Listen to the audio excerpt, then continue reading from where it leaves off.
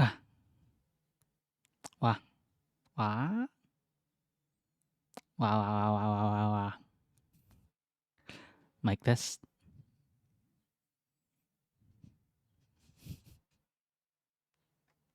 Hello.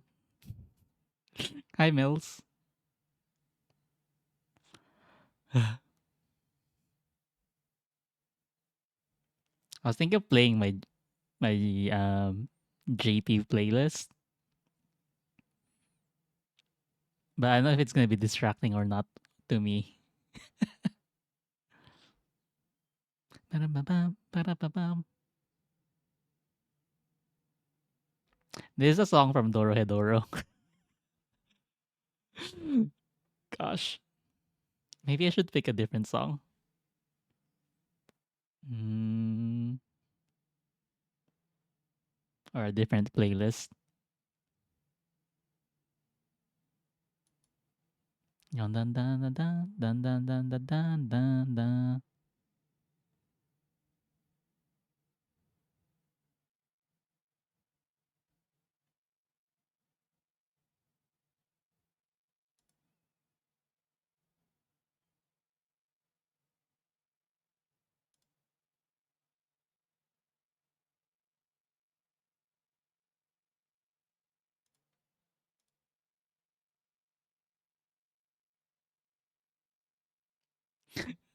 I should have prepared the better playlist. Ah,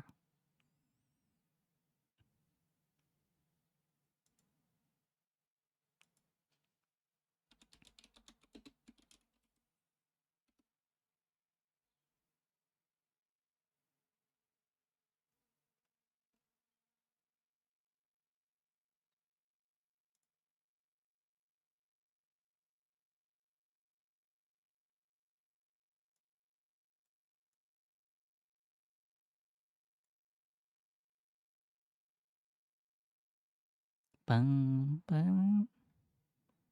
Okay, I think this might be better.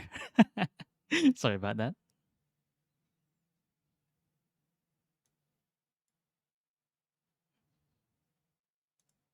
But hi, welcome to my Japan stream video, Japan vacation stream, where I talk about my vacation that I took like a month ago, where I disappeared for a month. Actually, you'll notice from the photos that I'm not really a vlogger. Um, at the beginning of these photos, like the time between photos is like very long. Like things happen in between photos. I don't have the mindset of like I need to take a photo of this, I need to take a photo of that, and then midway through the vacation, like I started realizing that it's like, oh, I need to start like taking more photos. So it becomes more dense the later the slideshow goes. Hmm, hmm. Bum, ba-dum, bum. Hi, light blue. Okay, so I'm gonna do, like I say Japan, but Japan's like the last part. So this photo is still here in the US of A. But I'm starting with this photo because I consider this as the first day of my actual vacation, you know? When I met up with CD. We met up at IHOP and we just talked about life, you know, D&D, a bunch of other stuff. It was nice. At the middle of the night. Mm, mm. Okay, next. Ah, so this is the crispy sisig. Okay, so um, before going to the Japan, we were going to Japan. I went to the Philippines first to like, meet some people, meet some relatives. And this is what I mean when I don't take a lot of pictures at the beginning because like a whole fucking event happened before this one. um, Basically, I went to meet my mother's side in the Philippines, and then a relative of mine came up to me in Zolbro, and they're like, you guys came from America, right?" Like, "Yeah." Like, "Oh, what are your names again?" And we're like, "Oh, I'm Zol, and this is Zolbro." Like, "Oh, do you guys have jobs?" Like, "Yeah, yeah, we work. We have jobs." Like, "Oh, okay, I see, I see. Can I have some money?" That was so fucking wild. I was um, like right now, how much? It was so weird. And then a different family member came up and like pulled her away from us. She was like, Granny, we should let them eat first. And like, uh, and then yeah, we sat down, ate, but the mood was so fucking weird. Like, uh, me and Zol, bro, felt like hawks who were watching us. Like, are they done eating? Can we ask them for shoes now? I'm like, it was very stressful and very uncomfortable. Not gonna lie, we we wanted to get out of there. Um, and then after that, we were meeting a different cousin. And this one, we like this cousin. She was like, "Oh, you should go to this high end Filipino restaurant, right?" And I had to take a picture of this one because it's their crispy sisig, which was crispy but good. If you had sisig, you would know it's that but crispy. Hmm, hmm. And they serve a bunch of other different very good dishes, but I didn't take pictures of them because I was like so fucking hungry, and we were just telling her how our day went, with that whole money thing. I'm like, yeah, yeah, but yeah, this cousin's rich, so she didn't like ask for money. She even treated us. Mhm. What's so funny is this cousin of mine went to Japan too, and she knows that I also like Japan. So when she was reserving seats for this high end restaurant, she was like, "Oh, Zol, there's a Muji right beside there if you want to check." And my eyes lit up like, "Muji, doko." And she was like, "I fucking knew you would want to check it out." I was like, "Yeah, guilty." So we spent like half an hour there. Well, I did. The others who were just trailing were talking. I was like, "Oh, look at this, look at that." Okay, let's see what the next slide is. Potato corner. Yeah. So I'm actually super fucking proud of potato corner. We we have potato corner now at America. Yeah. But I remember as a child, potato corner was just a booth. This was like fucking years ago. And now they have franchises at America. I'm like, damn, potato corners come a long way. So while I was at the Philippines, I was like, I need to taste potato corner again, from the OG, the OG source.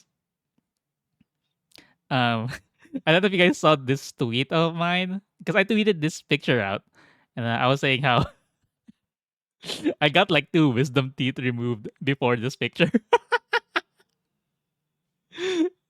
uh, and I think my family was eating like fucking lechon in front of me, and I was like, they were like, this is so good," and I'm like just full of cotton in my mouth. But after their meal, I went and bought this. bucket of fries because what you call it? My dentist was really good. Like she was like, okay, teeth, two wisdom teeth removed, and I actually sutured your holes, your tooth holes. So give it like 3 to 5 hours, and you can eat normal food. I was like, thank you. But yeah, but it was like she used actual sutures though, not the ones that melt off. So it was nice because it was secure. Like I felt secure. Like it didn't feel like my wound will open up. But yeah, when it healed, I had to like have someone cut the wires. Like, can you go into my mouth and cut the sutures because they don't melt away. Okay, next slide. Yana. So actually I went and met with Yana. She lives at the Philippines. It's no secret. And she's the one that made my chibi model, if you guys remember. I was like, hey, I'm visiting Philippines during these days. Do you want to meet up? It's like, oh my gosh, yeah. It was so surreal. What's funny too is because Zolbro was with me when I met Nyana. Because Zolbro was supposed to meet someone, but they won't come until like 3 to 4 hours. I mean, hi Izuka. So Zolbro got to meet Nyana. Baby man, little baby, little baby man, little baby, baby, baby man, little baby, baby man. I'm not baby man. But yeah, Zolbro got to meet Nyana and they actually hit it off. I was so happy for them.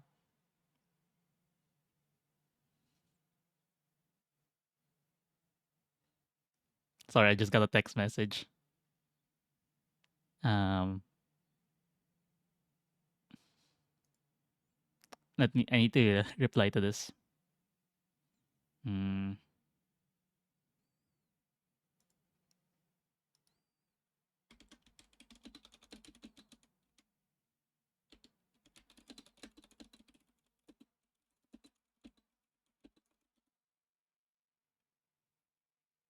Hi, Fangs. Okay, where was I? Yeah, I met Nyana, and what else happened? She's a yapper. It was so entertaining listening to her like talk about stuff and things. hmm And what's so funny is because since Zolbro was with me, and because Niana would refer to me as Zol, right? But I was with my brother, so it was kind of weird. It's like, yeah, yeah, just call me by my first real name. So she knows my real name. And then at the end of like our meeting, she said she's the yapper, said the fellow yapper. Yeah, I mean, yeah, I would talk a lot too, but I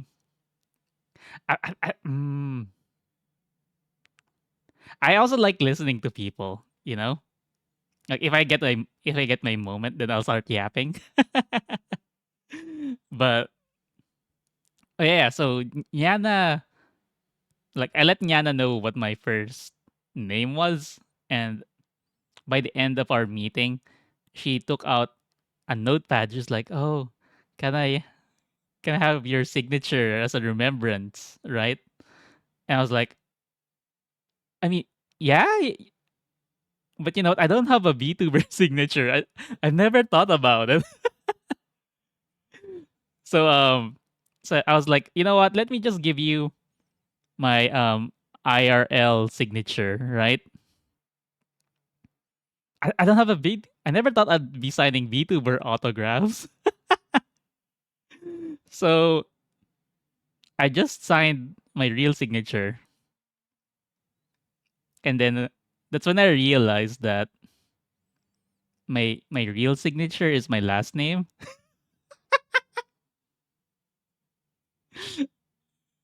I basically fucking doxed myself to Nyana. She knows my whole fucking name. It's fine. I trust her. Like she's seen my face. She knows my first name and she knows my last name. It's fine.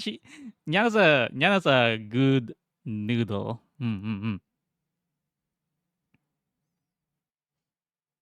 Um, you know what? Let me give her a shout out. I don't know her Twitch from from the top of my head. It's like banana.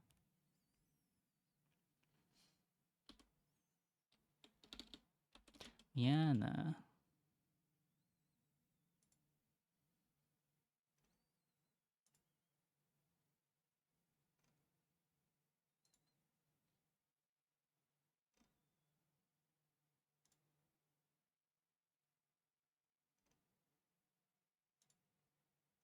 Oh my god. The Twitch link on her card doesn't work.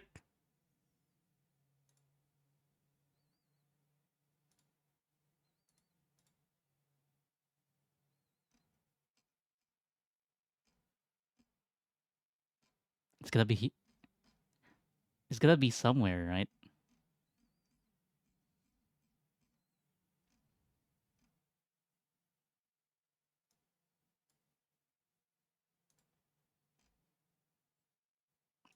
YouTube. No, it doesn't work. I think she's in the middle of like fixing her card. She can't show that to no one now. I mean, you're not wrong.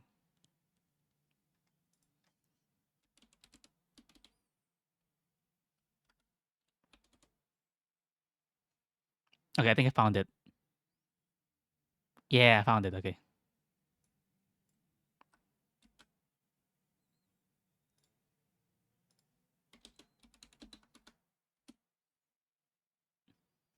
Yeah.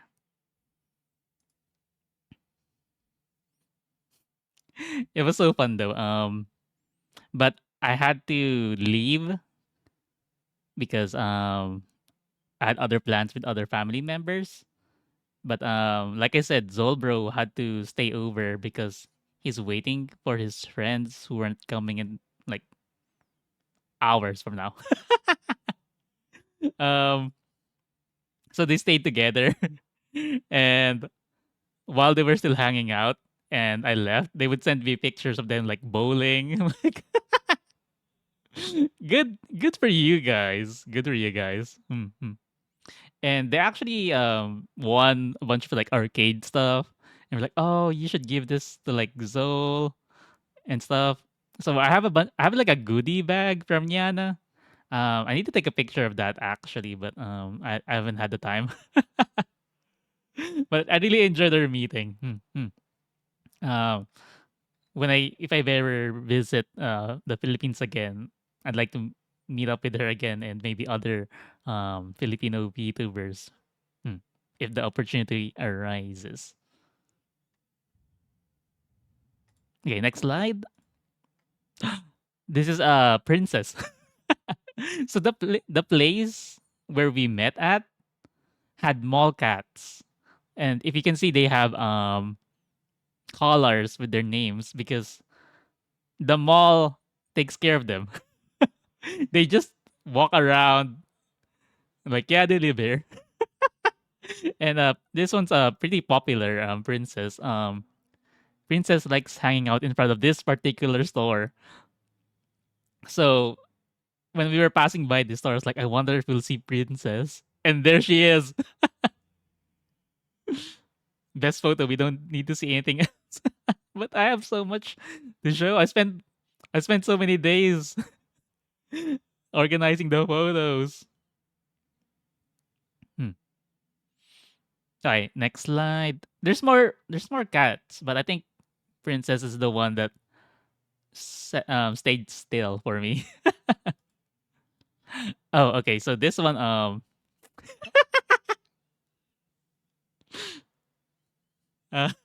um, this is so funny because I posted this on Twitter.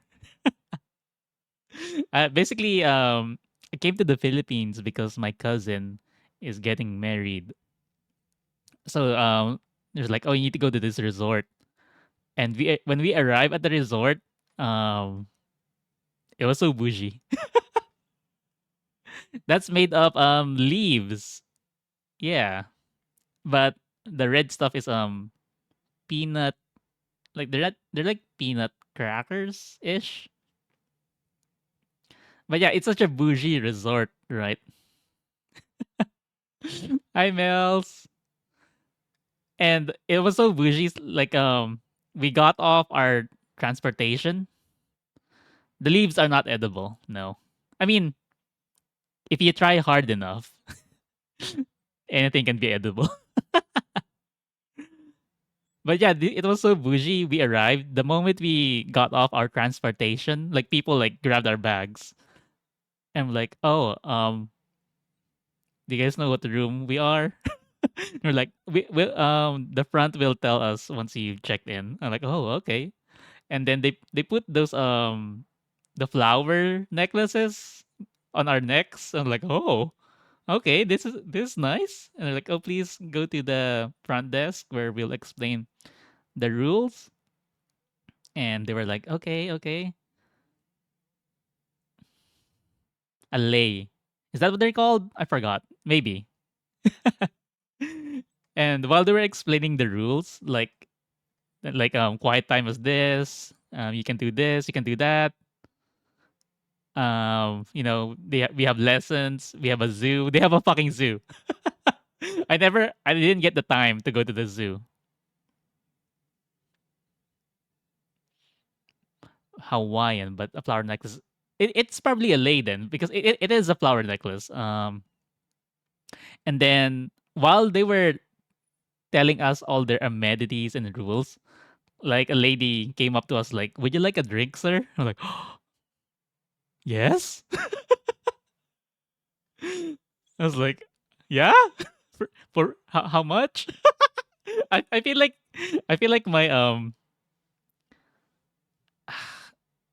my my commoner, the- like they know I'm a commoner because I was like, how much? And they're like, oh, it's free. I'm like, free? No, they didn't charge me anything. It was wild. I was like, okay, our bags, oh yeah, it's in your room already. It's like, oh,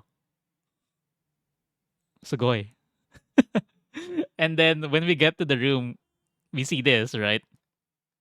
And I posted this on Twitter. And I was like, bro, I'm liking this bougie ass resort so far.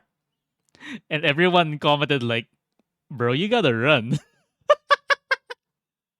Like that have fun thing that looks so ominous. They're gonna murder you tonight. I'm like, huh? I just saw free food and I'm happy. Uh, but apparently, what's wild is I think 3 to 4 people mentioned that. And I'm like, am I the only one who's like radar or red flag is not going off? Like nothing bad happened, but I didn't feel creeped out about it. Mhm. Okay, so we arrived at night here, so we just slept, and in the morning, I was like, I wanna walk around the beach. They didn't leave a dead animal, so I think it'll be fine. Oh, but if pets leave you dead animals, that means they love you, right? They're like, Master, you need to eat this. It's good for you. Yeah, it's a hanging sofa thing. and it's looking at the beach. If you sit on it, it's directly looking at the beach, and this thing's like fucking massive. It's like it can fit 5 people of regular size. Yeah, but I wanted to walk around even more. Hmm. I like walking. I woke up early for this sofa hammock. I guess yeah yeah because hammock on tree sofa. Yeah, it's basically a sofa hammock. Yeah. But I woke up early for this because I wanted to walk around, absorb the beach vibes while there wasn't any people. It was just me, and the sun wasn't too hot. Hmm. As you can see, there's more sofas, and I just sat down, like admired the lack of people. It was nice. Ah, okay, so after my little stroll, they were serving breakfast in the dining hall. It was like buffet style.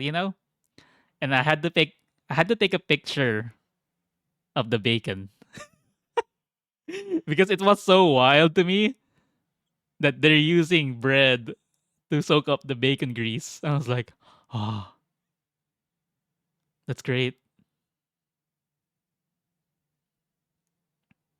Thanks for leaving the head placement. Give me a moment. Ba ba ba ba.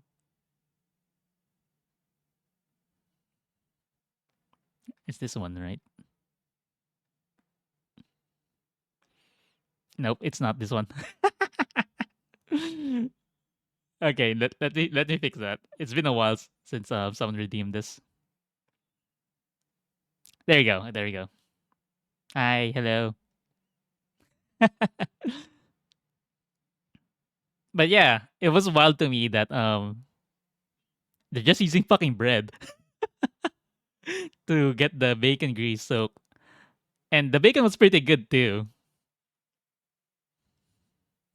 I was like, they're so bougie. Like normal people will just use fucking foil. Thanks for the blush. And then they had a bread rack. I was like, bro, Baby man, little baby man, little baby man, I'm little not baby. baby man. You guys,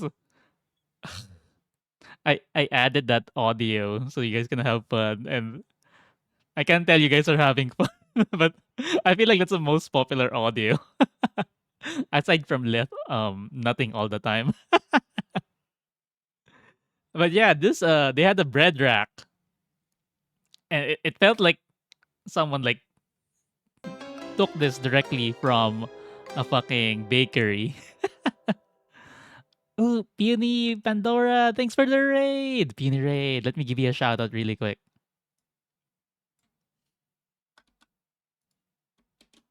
What were you playing? Oh, you're making art? Can I see? Did you post it on Twitter? Wow.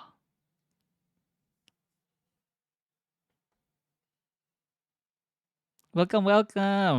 My name's Zolamon. I'm a four-armed um Dulahan VTuber. As you can see, my head's detached. I have 4 arms. Welcome, Raiders. I hope this doesn't break. Hello. Yay, it's not breaking. But thank you for the raid. I'm just celebrating my 2 years of streaming by talking about my recent vacation to Japan. But right now I am at the Philippines part yet. We're not at Japan yet. Hmm, hmm. We just rig and was making new PNG for it's funny, right? Funny. If she was in the mortal world and not the dream world, you know what? I love that idea. Like I love my default form of a four armed Dulahan, but I need a mortal form to blend in the crowd once in a while. Let's go 2 years. Thank you. Yeah, funny, funny. But yeah, need to take a break, if you need to take a break, walk around, get some water, feel free to do so. And if you want to lurk, like I said, I'm at the Philippines part of my vacation, but it's just like 10% of the vacation. You gotta pee. Go piss, girl. But it's just a small part of the vacation. So maybe when you come back, we can be at Japan now.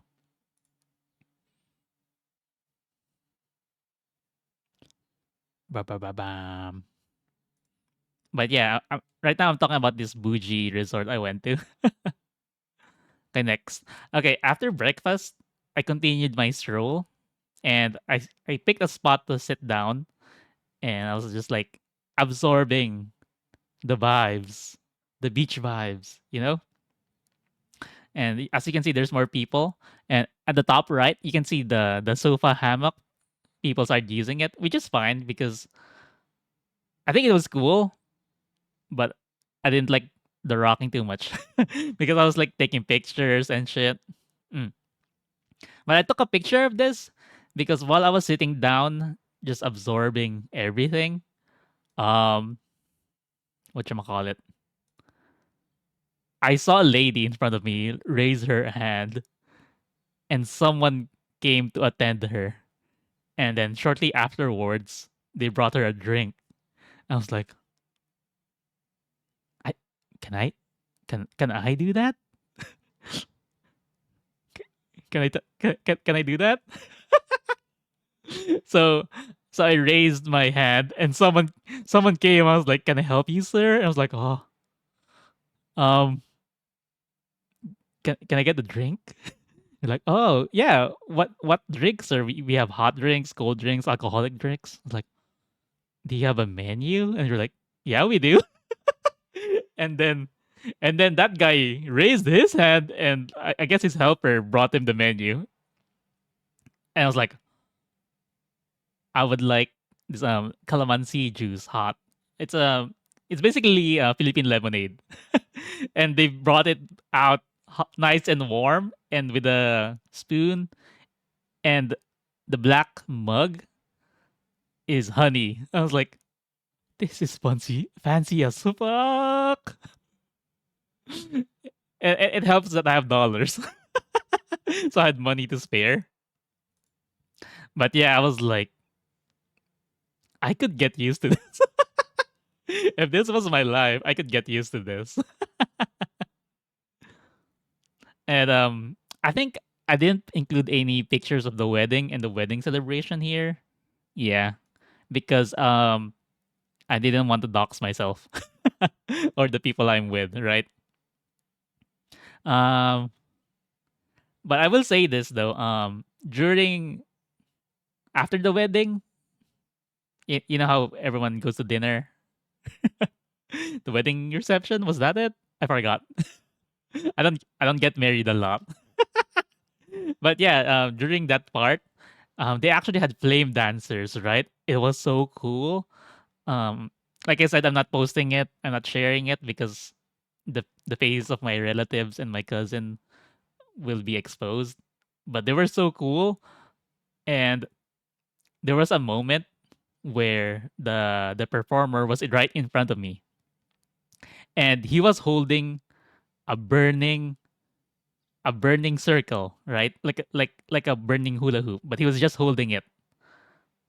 And across from me, like he was in front of me, right? And behind him was another dude. And you can tell he was hyping himself up. Like you can see he was about to like jump through this burning hoop. I was like, "Oh, I need to fucking record this." So I take out my camera because I was like at the prime spot, you know. I would record this.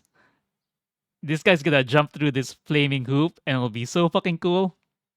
So I started recording, and the guy started running, right?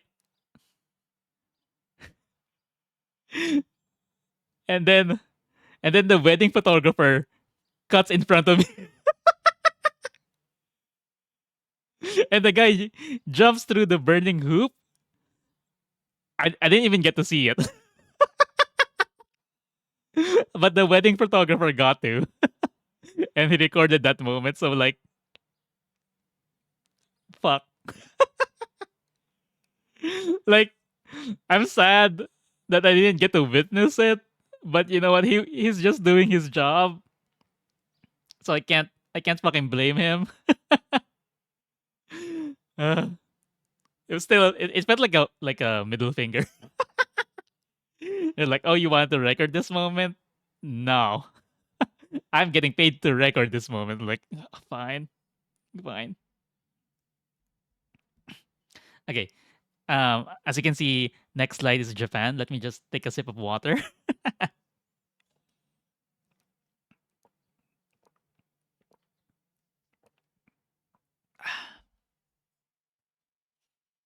Okay.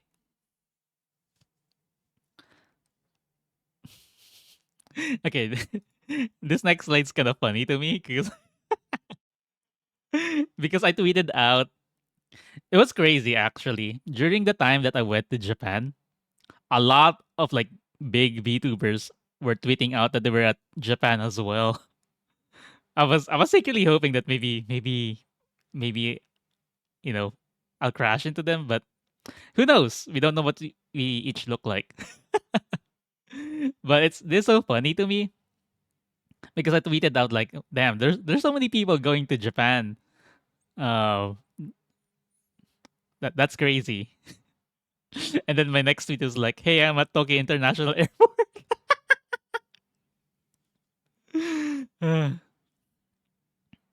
um, I gotta say though, um, I've been practicing my Japanese. I'm nowhere good. Like I I learned enough Japanese so that if I get lost, I can go back to my hotel. I wish I knew more, but that's the only part. I know bits and pieces, but that part I have 100% confidence that I can do. If I get lost, I can make way back with the amount of Japanese I know. Hmm. But having said that, I remember touching down and I was filled with anxiety. I felt like all the Japanese I've been learning for the past few months leaving my body. Like I guess it was a holy shit I'm actually here moment. You know, I'm having an anxiety attack or like excitement and anxiety melded into one. Mhm. I gotta say though, like after a day, it went away. Like the place is just great. Let's see. Okay, this is what I meant when the pics are gonna be kind of sporadic in the beginning because I don't vlog. Um, a huge chunk of time already passed between these two pictures. Basically, we had to get our bags, um, and then I had to like what you fucking call it, figure out when the next bus goes and if the bus goes to our hotel. And while I'm figuring that out, I think there was like this Korean lady who was like, "Excuse me, can you help me? Like, where is this place?" So I had to help her out. Like I didn't know where this place was, but we did the research together, and I was like, "Oh, so it looks like you have to take this bus, and it's leaving like in an hour. So you should buy your tickets now and find where the bus stop is." And she's like, thank you." Like, no, it's okay, it's fine. Now I had to do that for myself too. And once we get to our hotel, I was like, we have to go now. Because so I spent 2 weeks at Japan. The first week was with my family, and the second week was me all alone. So the first week I'm still with my family, right? And then, bro, I was talking to CD about this because CD, we meet with CD at Japan, and we already talking about planning and shit, right? Like we allotted time for what we call is the gaijin diba. Like because we're for sure getting lost, so we allotted extra time for getting lost.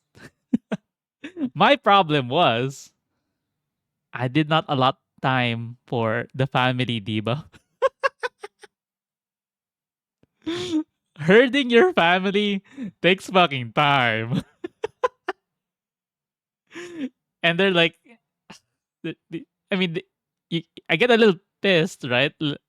Because I'm like, oh my god, we're gonna miss our appointment. I'm like, why are you so pissy? Like, you don't even fucking understand.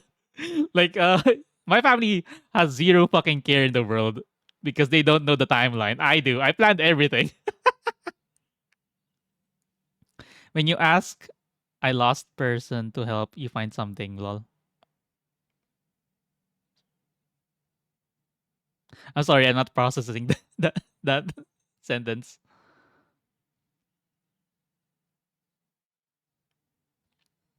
But yeah, first first order of business was actually meeting CD at Meepig. It's a pig cafe. As you can see, they serve donuts that are pig themed, and it has Meepig on their on the back there, and it was actually so fascinating. Well, not fascinating. Like the donuts are okay. I wouldn't say that they were like amazing, but I wonder if I put it here. Yeah. Oh wait. um, the pig ears are almonds. So I was just eating this donut, like, okay, it's a regular donut. Then when I got to the ear part and there was this crunch to it and the explosion of almond flavor, I was like, oh, it it just elevated that donut, you know? Mhm. That being said, CD doesn't like sweets. I ordered two because for the pictures, but I had to eat them both. Mm, mm. So CD and I got our own table, and my family got their own table. So I can look over and see that the pigs are coming to them. And okay, next slide. This is me wearing my hoodie, bro. Okay, if you plan to go to Japan and if you plan to go to a pig cafe, book an hour. I booked half an hour, right? First 5 minutes, the pigs were all over CD, and, and I'm sitting here like, pig, do you want to come to me? Because you have to wait for them to come to you, right? Because if you drag them, they'll scream and shit, you know. Um, I sat there pigless for a good chunk amount of time, and then finally, this one small cute piglet came up to me and started climbing up my lap. And I was like, oh, it's happening. It's happening. And then while this is happening, the staff leaned over to our table and were like, you have 10 minutes left. I was like, are you fucking kidding me? And I was like, um, uh, I kind of told them, picture on a gashimas. Because I couldn't angle it because I was holding the pig. They got what I meant though, and they took pictures for me. But I love you, little pig. The only one that showed me love in this whole fucking cafe. Huh. But let me see. What's the next slide? Yeah, more pigs. I was so this was all first day Japan, right? Um, I was so frazzled because we just got off from a plane. I'm hurting my family. We went to the hotel and then we had to figure out how to get here. I was super fucking frazzled. So when we were leaving, oh, here's my donuts. When we were leaving, when we were leaving, so to get into the big cafe, you have to take off your shoes and then put them in a locker. So when we were leaving, I took out my shoes and I started like putting them on, right? The lady yelled at me. They were like in the fucking English, but you can tell that she was fucking pissed. So like, please do not put your shoes here. We have a shoe section over there. And I was like, oh, gomenasai. So I didn't know. This is literally day one. And I'm actually wearing my Okayu hoodie here. As you can see, there's rice balls in front, and at the back it has Okayu's face on it, saying Mogu Mogu. So I just got fucking yelled at and stuff. And the other staff member saw I was wearing an Okayu hoodie, and she pointed to me and was like, "Okayu, kawaii." And I feel so fucking bad because I was so fucking rattled that someone yelled at me that in my head I was like, what does Okayo mean? Like is she warning me? Is she yelling at me too? And then CD was like, "Oh, she recognized your Okayu hoodie." I'm like, "Oh, you mean Okayu from Whole Life?" Like, hi, arigato gozaimasu. So this name, but yeah, yeah. And here's more of the donut. And then after this, we went to go to Sakura Tei, which is okonomiyaki. Yeah, yeah, yeah. It's also really fascinating too because when I was googling this place, I was like, it should be around here, but I don't see it. Like I was walking around with CD and my family, right? Like it says it's between these buildings, and then we went between the buildings. It's in an alley. Like if you look at the left and the right, it's an alley. I'm like, oh, well, I guess we found it, right? And aside from that donut, this is my actual dinner. My first actual meal in Japan is okonomiyaki. So like, you can see there's a griddle up there and bacon on the side. So they give you there's a menu, and I just selected what. I think I just selected the house special. What everyone gets. So you're supposed to mix this up with batter. Um, let's see. It has cabbages at the bottom, and then scallions, mushrooms, some more pork, shrimp, egg yolk, rice krispies, and some other stuff that I don't know. And then you mix them together and you put them on the griddle, like so. Yeah, yeah. And then you put the bacon on top, and then you flip it. Mm. If you look at the background, my family opted to do small patties. I was like, nah, I want the whole thing. So this the same with just cooked bacon. Like I already flipped it, and then I flipped it back over again so I can see the bacon on top. And I back, and now I'm hungry. I know. Talking about this makes me kind of sad actually, because okay, for a bowl of mostly lettuce, this thing was fucking delicious. my my expectations were low, but the flavor I had. If you go to Japan, try their okonomiyaki. It was so good. It was so good. I kind of wish I had more okonomiyaki on my last day, but my last day is also pretty busy once we get there. It looks delicious. It was. I actually think that I added too much seaweed because before the seaweed, the way I put the mayo and decorated it, it looked good. I was like, let me put seaweed on it, and I kind of ruined the picture. But yeah, okonomiyaki. Mhm. And then shortly afterwards, we went to go here. There's the name's like escaping me. The Inu. Fuck, Mels, are you here? We got a picture of Mels because Hachiko. Thank you, Bunny.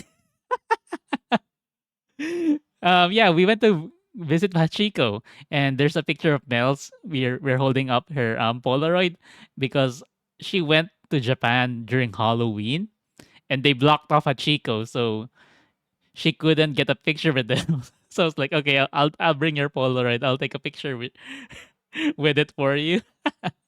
That's CD's hand holding up Mel's picture. But yeah, this was actually right next to the Shibuya crossing. And I've seen videos of Shibuya crossing. It looked crazy, but actually crossing it's even crazier, I think. Like it's massive. It's huge. There's so many fucking people. And I think Zolbro took a video of himself, crossing. I didn't because I didn't want to be rude. I don't think I took a picture of that, but I think if memory serves me right, the next slide is gonna be Dungeon Meshi. Yeah. Okay. So we saw an ad for Dungeon Meshi, and what's funny is because CD and I have been reading the manga day one. The series has been going for like 10 years now. It's already finished, but still. So when we saw the ad, we're like, "This ad's for us." So we took a picture and then we blocked our faces. um, so this was Shibuya, right? Shibuya Scramble. Yeah, yeah. While we were taking this picture, CD like nudged my shoulders, like, "Bro, l- look over there." I was like, "Look over." Oh, I see it. There was this fucking dude flat on the floor. Like, what the fuck? And then this other dude's like trying to get him up. Bro's like fucking drunk. And I was informed that this is actually an occurrence. It's called the Shibuya meltdown. People just get drunk at Shibuya and have meltdowns in public spaces. That was so fucking wild. Like I felt bad for his friend trying to fucking carry him because I can tell he was dead weight. he Bro was out. It was like it looked like a two-person job. Okay, next. Okay. So this is the next day already. And we were at Tokyo, right? Now we're at the airport again because we're taking a flight to Osaka. Hmm, hmm, hmm. And then I find this Pokemon vending machine. Um, as a side note, though, I can't fucking believe I did this to myself. Basically, what happened was from the fancy resort, I took a plane back to Manila, which is the capital of the Philippines. And then the next day, we took the plane from Manila to Japan. And then today, we're taking a plane from Tokyo to Osaka. I had three fucking plane rides, 3 days in a row. I didn't realize I did that to myself. When I was on the plane, I was like, this is fucking terrible. Why did I do this? So don't do that. Take the train. After living in Japan for 2 weeks, It's better to take the train. Take the train. The train's so much fucking better. But yeah, I found this Pokemon vending machine, right? I was like, it it has Pokemon toys on it. I was like, oh, that's cute. I need to get that flight attendant Pikachu, right? So I bought it, and then I hear this thud from the vending machine. I was like, that sounded loud. It was huge. Here's my hand for scale. The it was adorable. Don't get me wrong, but I didn't expect the size of it. But hey, I got an exclusive Haneda Airport Pikachu that says Haneda on their chest. It's so fucking adorable. Like the memories. I'm definitely going back to Japan someday. Hmm, hmm. Next, okay, this is funny because when we touched down Osaka, it was fucking raining, and I took a picture of this ad break going on. So there's an ad going for 3 minutes. So I'll go to my BRB screen and I'll come back. Okay.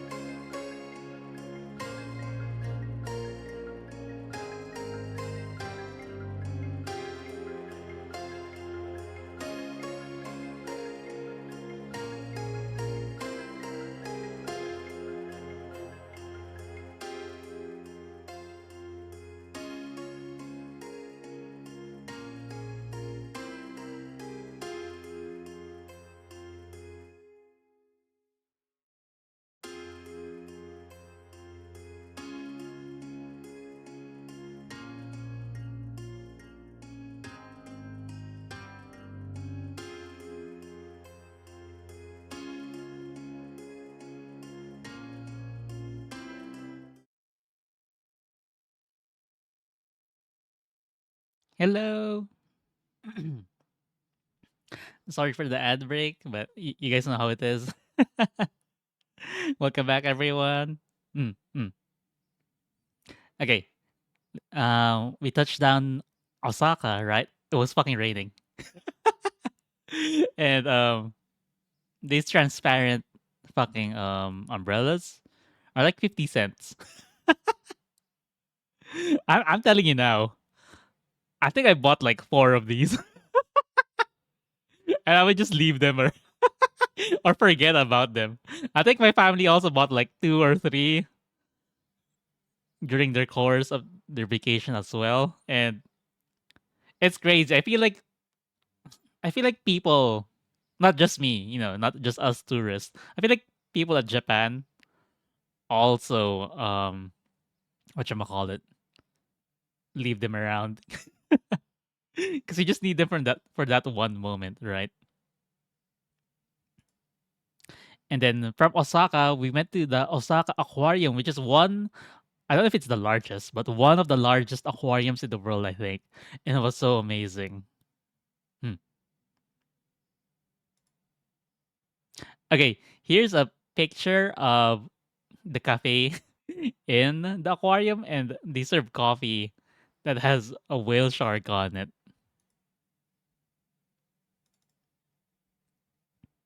Ba-dum-bum-bum. Okay, here's one bad thing about OBS slideshow. Um, it doesn't show videos, and I have videos from this place. So I think what I decided to do was I'm just gonna manually add it. Um, add media source.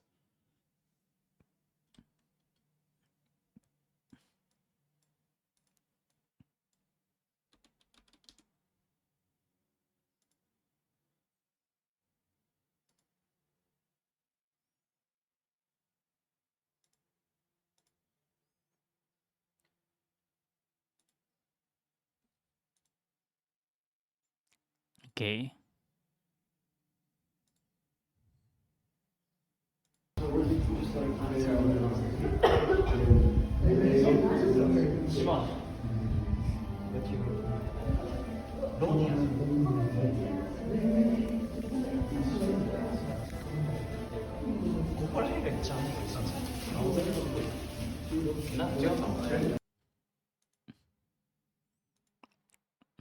Okay, let me just play it again. But yeah, this is the first attraction once you go to the aquarium is the tunnel. The whole tunnel is an aquarium. I was like, oh, this is so cool. Like they're already starting off to a good start. Slap cheese on my neck. Doshte. Hi Elisa, it's been a while. Hi, how are you? I'm talking about my Japan trip. Hmm. But yeah, starting strong. And then I actually took a bunch of videos of this aquarium because it was just that good.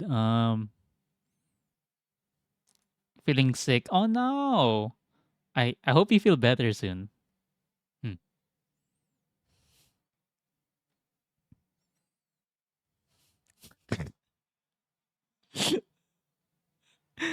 Get well soon, Elisa. Thanks thanks for the cheese. Thanks for saying hi. I appreciate you dropping by. Oh, why is this? Can I rotate this? Why is it why is it like this?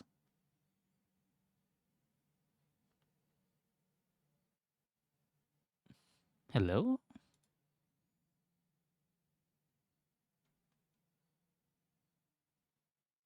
I don't know why. Mm, bro.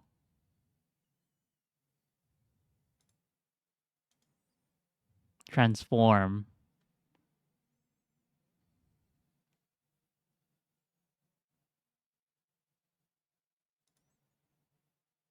Wait, no. Transform. Edit transform. Rotation.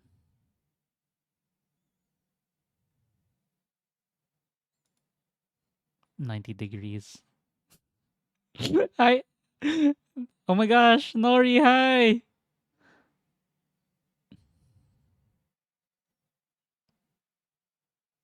Reset transform. Oh my god.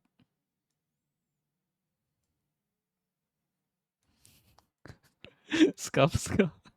Thanks for the health check, Alisa. Let me just fucking figure this out. Rotate 90 degrees. There you go.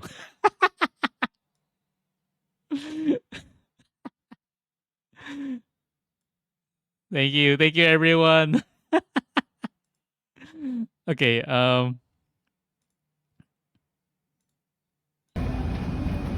So they had otters too. I was like, look at them, how majestic.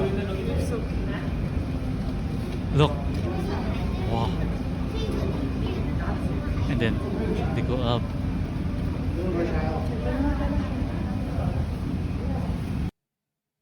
Hmm. What else did they have? I have a bunch of videos of this aquarium.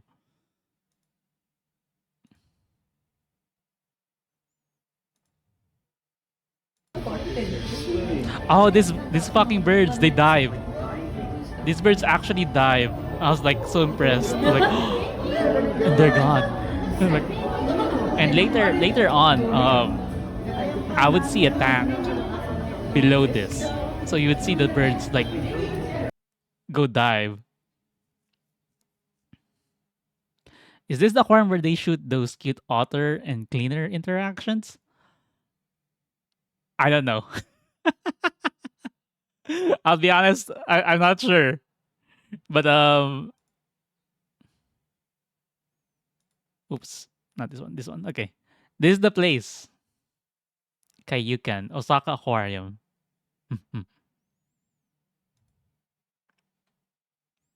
They have more than just otters though.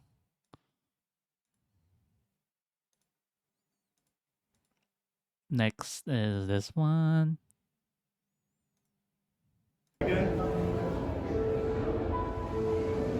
Okay, this one's.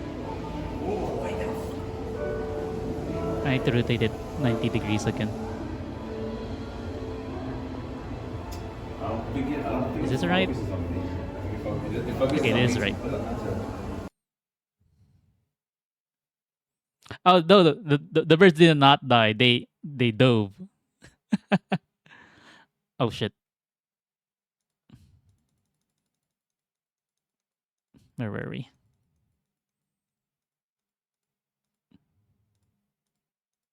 There we go.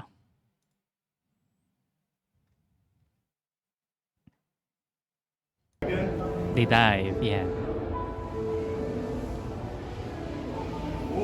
This tank was fucking huge.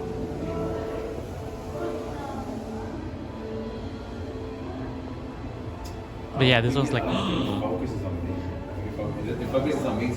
it was this one fucking tank. I was like, bro. And if you guys want to imagine the layout, it's like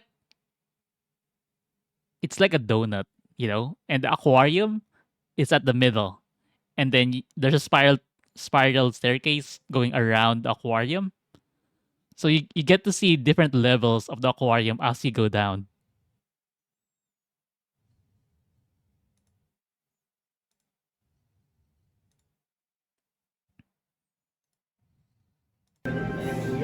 And this is the final video I took of the aquarium with the majestic whale shark. I, I love this shot because you can see the whale shark go into the light.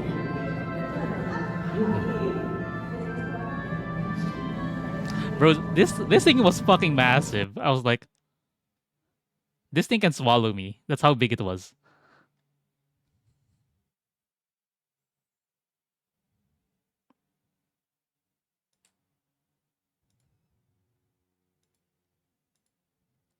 Okay, going back to the slideshow. They had the whale shark coffee.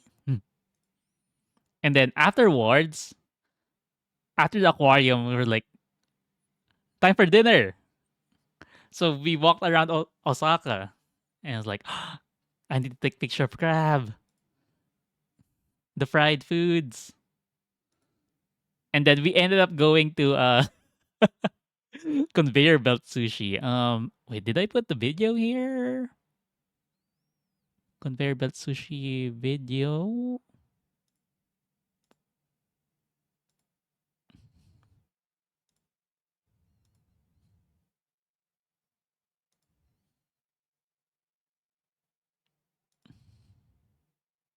Okay, I do have the video. Why does this do this? I have to like transform it again.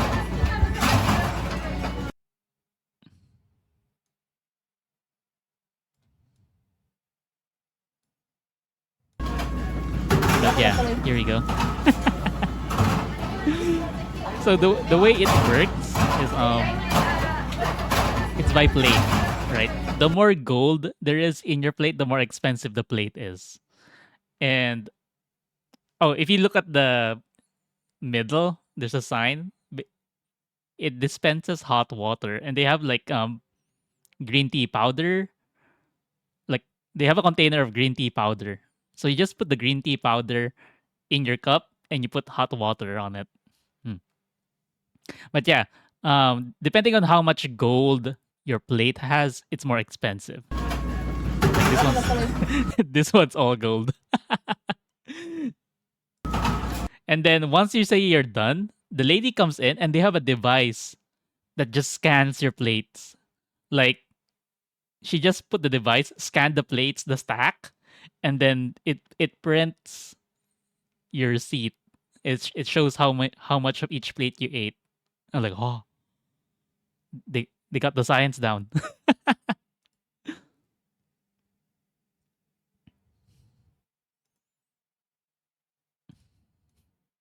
But yeah, so after this, we walked around even more. You know, walk the food off, and I reached the Glico man. You know, I had to take a picture of the Glico man. Mm-hmm. Since it's very iconic. Like I was here, I made it.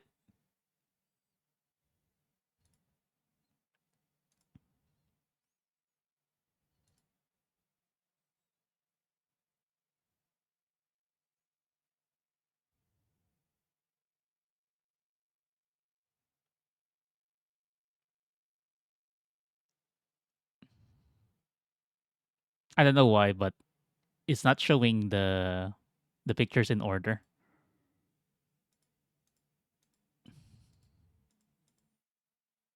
Wait, no, that's not what happened. Hello?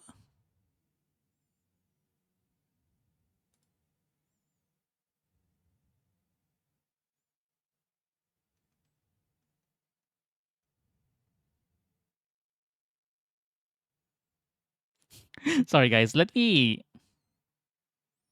delete this. Add directory.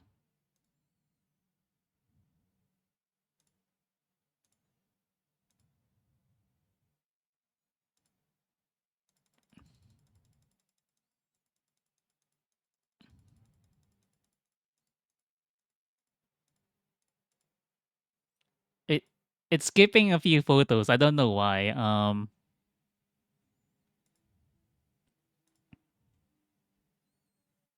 I'm just gonna manually insert them here then.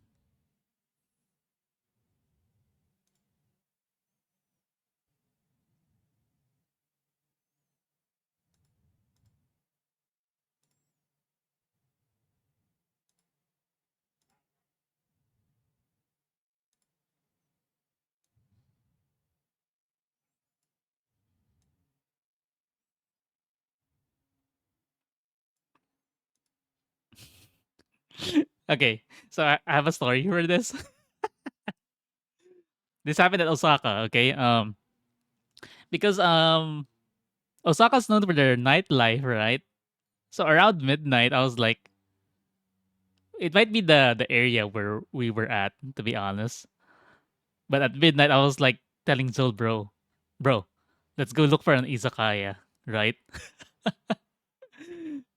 And she was like, hell yeah. So we started like walking around in the middle of the night. Shit's fucking closed. Everything was fucking closed. Um, I think when this is one thing I observed about Japan. Um, when they say nightlife, they mean 6 to 10. which is fucking weird to me because they work their 9 to 5, right? And then 6 to 10 is the nightlife. After that, everything's fucking closed because they have work in the morning. They're like, which is fucking weird to me because for me, when you say nightlife, it's like midnight. Shouldn't there be super small shops open? Yeah, this was one of them, but it might, like I said, it might be just the area I was in, but we I have a story for this. Before we found this izakaya, there was a lady, a Tao. Was it Kotao? Kotao? I forgot what's named. But the people that ask people to come into their establishment, right? There was this lady in front of a massage place, right? And I'm walking around with Zolbro, right? And the lady was like, "Kochi kochi," and then she approached me, and I was like, "Yeah, keko des," which translates to "No, I'm good." And she was like, "Daijobu," and she turned around. Like I could already tell what that place was, right? Late night massage place. Issue resolved, right? No, because Zolbro had to open his fucking mouth. She was walking away. And then Zolbro was like, maybe next time in full fucking English. And she did a 360 degree. Wait, no, she did a 180 turn. And I can see the light was back into her eyes. She's like, oh, Gaijin? I was like, oh no. Like, America Jin? And my brother heard America. I was like, hi, America this. Like, bro, shut the fuck up. Shut the fuck up. And she grabbed his fucking hand. And she's like, Choto, Choto. And then she she took out her fucking Google Translate, and she started typing shit. And she was like, um, here you go. And then what she typed was, we have cute girls. I was like, no, no, no, we're good, we're good. And then she was like, she took back her phone. She took back her phone, and she was like, we have special service.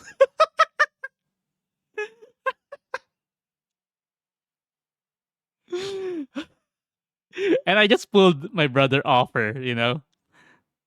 And then we just walked away. And but in the distance, you can hear her go like, "Kochi kochi." No, I wasn't having it. Like I knew, you know. And finally, me and Soul Bro found this izakaya, and we ordered drinks, some gyozas, and while we were drinking, I think it's important to say that I was lecturing Zolbro on how to pour sake, right? Like basically when you're drinking sake with someone, you're supposed to drink for the you're supposed to pour for the other person. You don't pour for yourself. Like your drink mate needs to pour for you. And I didn't know this, but it was his first time having hot sake. It was like, this is nice. I was like, I know, like you've never done this before. No, like we should do this more often. Like, bro, I do this all the time. But while we were eating and talking, I was telling him like, bro, I I had it.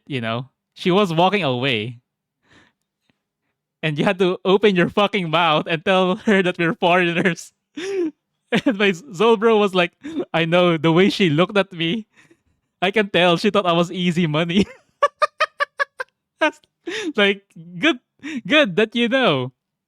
And he was like, what was what was the word you told her? The one that made her walk away? I was like, oh, I said iye keko des, which translates to no, I'm good. And then he started like muttering like iye keko des, iye keko des. I was like, oh, he's practicing. And then the next morning we went to Kurumon Market. It's the market by Osaka where there's a bunch of stalls. Mhm. First order of business, breakfast. Wait, no, that's the crab. This is the picture I used actually to superimpose my art, the artwork I got. Where I put that? Oh my god, why are you huge?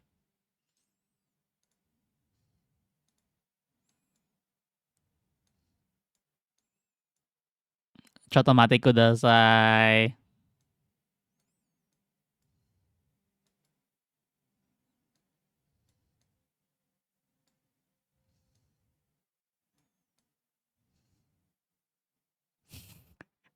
I love this art so much. Like, oh, I can just put it here. But yeah, there was a crab. I wonder if they're not posting it in the right order again. Should be fine. Okay. Yeah. And there was taco. The vibes were just great. But yeah. Okay. Breakfast. We've always heard of wagyu beef, right? I was like, why is why is Kobe beef like almost twice the price of wagyu beef? I was like, you know what? Give me some of that Kobe beef. I want to try it out.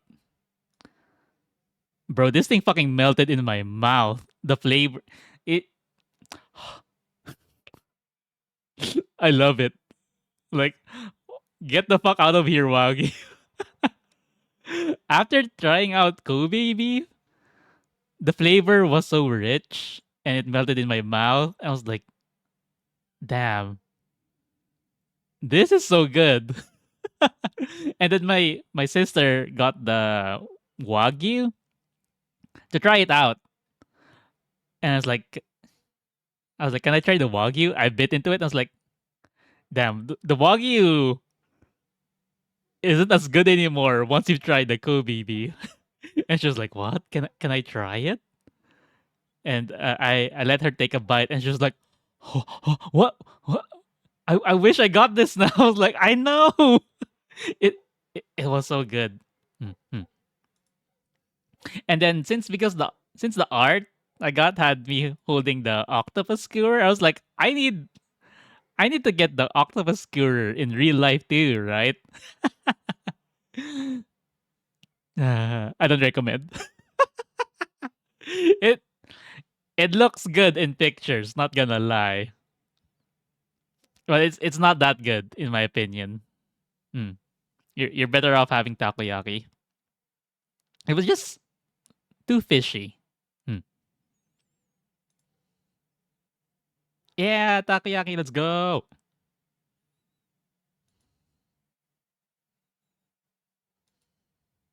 Here's the naked version without all the sauce, and here's the one with all the sauce. Hmm. Hmm. And I also have video for this one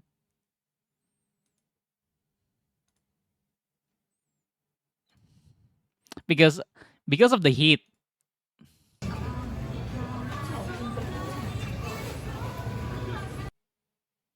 My fucking god.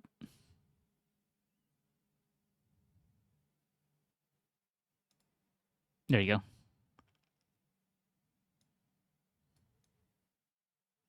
Because of the heat, the the flakes, bonito flakes. There we go. Look like it's moving. I'm like, this is so cool.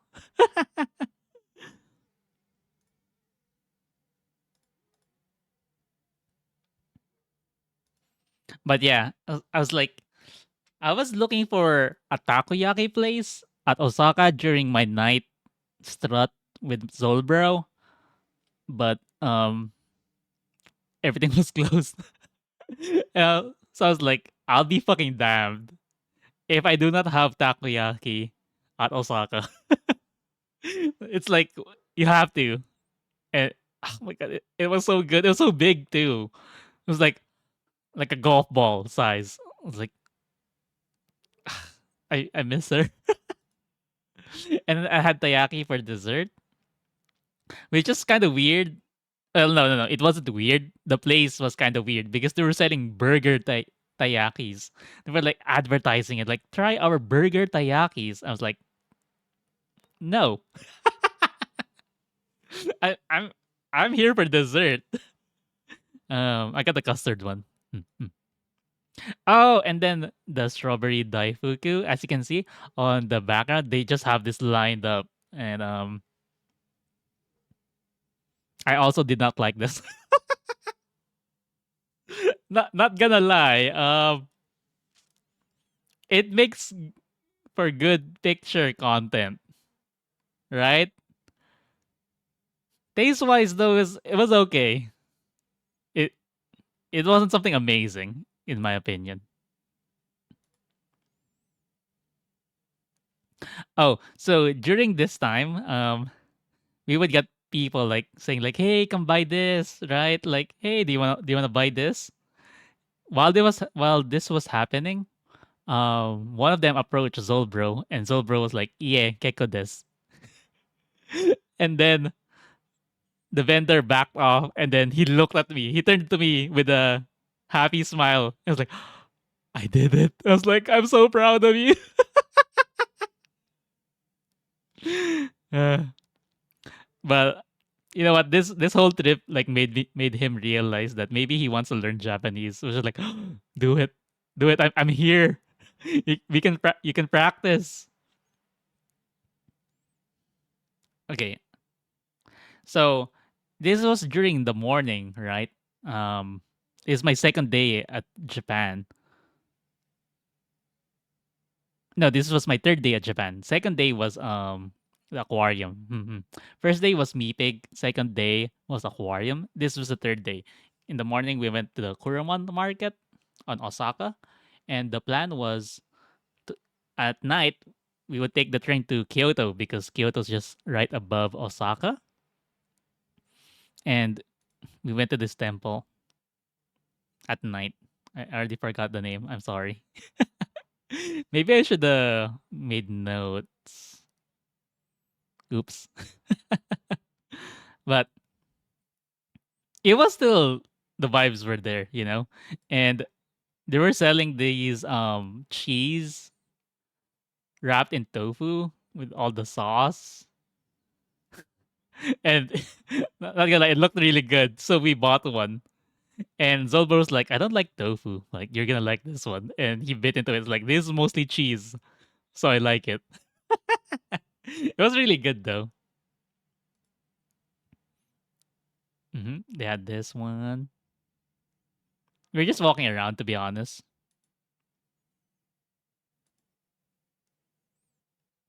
So this is Kyoto already. First night at Kyoto. We arrived at night.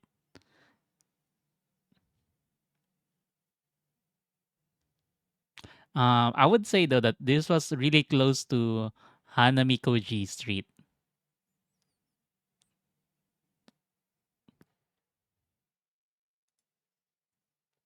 Oh, and then we went to Ichiran, which is really funny because well, not funny. I'm kind of impressed. Like they said, I can see why people say Ichiran has mid ramen, but that being said, mid ramen in Japan it's a very good ramen. But Ichiran was so fascinating to me because you don't have to talk. You can see these wooden panels. There's an English version on the back. See back up for English. Basically, as you can see here, you can make your request without speaking. There's a button where you're eating. and then you can just hand them what you need. Like, I need water, I need this, I need more noodles. There's a wooden plaque for that, and they'll take it and they'll just bring it to you. Mm, mm. Here's the ramen I got, and I ordered a boiled egg.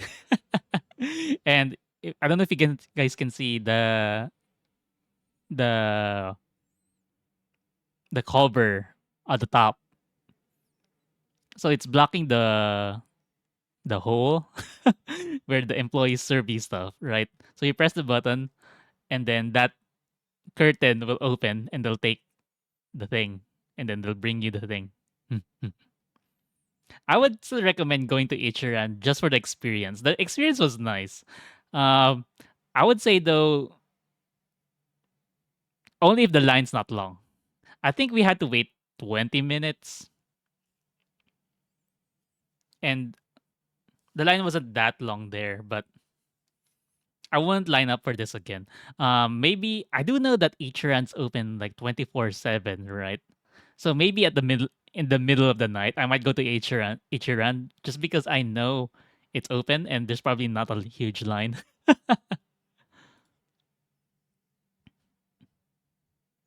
Okay, day 4 of Japan trip, and this is breakfast. Yes, this is breakfast. I had gyudon on the top right, miso soup, and I was gonna do the thing, the egg on rice.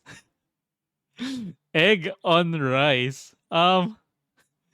Every American cell in my body was yelling, "Don't do this. You will die." But I knew better, right? Because this is a common practice in Japan. And if there was a place to do this, it would be Japan. So I was like, I'm gonna do this because I know I can never do this at America. I can do this safely at Japan. I can never do this in America. And guys, it was so fucking good. I was like, I took that fucking first bite. I was like, wait, this flavor. And I was actually eating with CD, and she was like, and he was like, you should add soy sauce. And I'm like, and then I was like, it's just good. It was like I can't describe it. It didn't feel as slimy because the egg fully coated the rice. Mm, mm. I would do this again if I go back to Japan.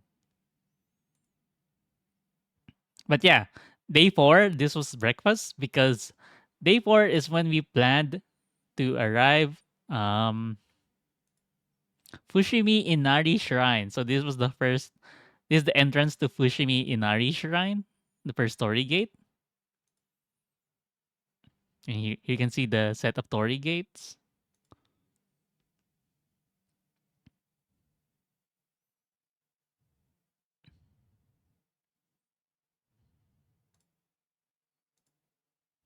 Okay, it's skipping over a video, but let me just fetch it really quick.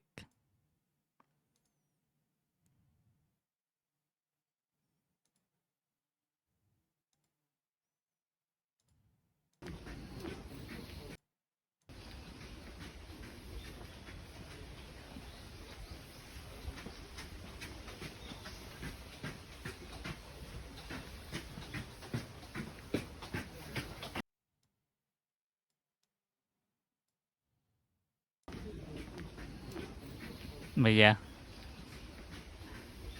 this place was super beautiful, not gonna lie. But I would say though, the trek was murder. I couldn't fucking feel my legs by the time I reached the top. At first, I was like, I'm just gonna go as far as I can. But at some point, it became a fucking challenge.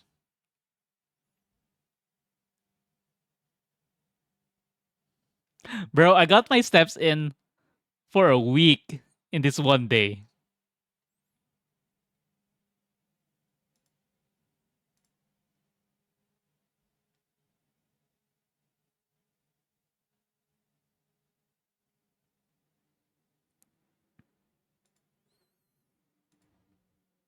And then I found this section in the shrine, which is kind of like off to the side. And I also took a video of this actually.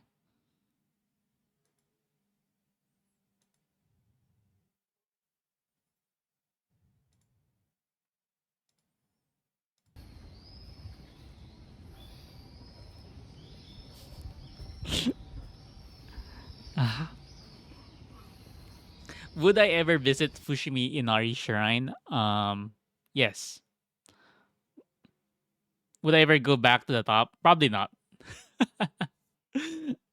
But if I had friends who wanted to go to the top, I'd go with them.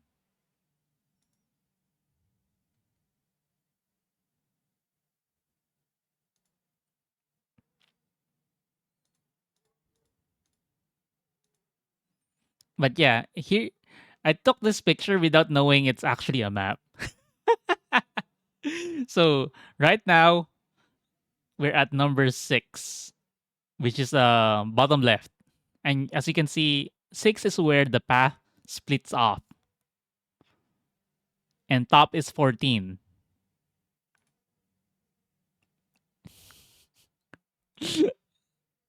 Can I zoom this? I don't know if you guys can see it, but 7 goes all the way to the left. And I went to 7. And I kept going. This is me saying I got fucking lost, okay? But I tweeted about this. I was live tweeting this. Um at some point there was no people anymore. It's like, so I was like telling myself, um I was telling myself, oh, this must be the part of the climb where people give up. and then the Torii gate started disappearing and it was all woods. I was like, um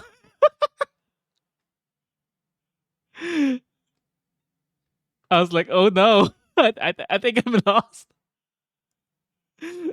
So I had to make the trek back. And yeah, I eventually found the right path. And I took this picture, which is number 13. We were about to have a missing man. I was about to be spirited away. But yeah, the top is the 14. So I took a picture of that 13th stop sign because you're not allowed to take pictures of the top one because it's like sacred, right? I get to the top and people are taking pictures. I'm like, I thought about taking pictures myself, but I couldn't bring myself to do so because I was like, I can't. I just can't. I'm too nice. But I did reach the top. Hmm, hmm. Oh my god. So this is actually one of the bucket lists I had in my trip. I've heard of this sweet little old lady that serves amazake, hot and cold. They don't want you doing it and it encourages people to do it themselves. I don't know. It just felt disrespectful, and I just have so much respect for this place because I'm enjoying myself so much. But yeah, so you go in and this you just go sumimasen, and she'll be like hi. And I was like, amazake hot to. Like, wakarimasu. and she brought it out for me. And her place is very quaint. I was the only person there, right? And I was like, because at some point me and CD split up because he was like, "There's no way I'm going to the top." It was like that's fair. I don't fucking blame you, right? And but we had our location on for each other. So I was like, bro, you have to go to where the fuck I am right now because there's this sweet old lady, and the ambiance was amazing. To be honest, it was really homey, and yeah, samazaki is a rice drink. It's sweet, and I already mixed the ginger. The ginger should be on the spoon, but I already mixed it in, and she gave me tea as well. And once CD arrived, he ordered the cold one, and he gave before he even ordered, she gave him a drink. And this sweet old lady, I love her so much. That's part of the reason why I'm going back. Would I ever go back to Fushimi Inari? Yes, just for this old lady because I love her so much. um, After everything, because I was so exhausted, you can only find her on the trip down. So I was so exhausted. So it was nice to just sit down and take in the atmosphere. And then I told her, "Watashi wa urishi desu," which translates to like I'm happy because I was super happy. Like you guys don't know how happy I was to experience this. And then she said like, "Oh, watashi wa totemo ureshi," and I was like, I think I get what you're saying." So when I was walking away, I had to like Google Translate what is totem. I was like very happy. I was like, yeah. She said, "Watashi mo," which is me too. Like I'm very happy, like that you visited. I'm like, ah, Obachan, nice key. Uh, Also, um, the way Japan works, you need a bunch of fucking coins. So this is day 4, bro. I'm coming back. Um, so you need a bunch of fucking coins, and I think I've been going a few days without a coin purse. I refuse to buy one because Tai, thanks for the raid. Bird is the word raid. The word is the bird. Let me give you a shout out. Give me a moment.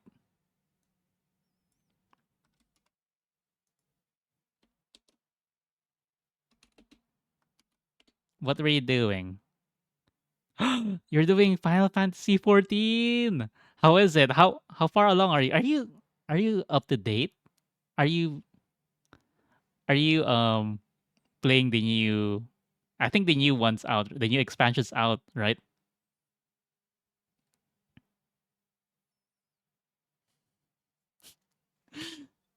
Wait, let me scroll up. Um why am I joining my buddy in a raid? Oh my gosh. Okay, Bibs, thanks for the head placement. Okay, let me show off a bit since Ty asked. I hope nothing breaks.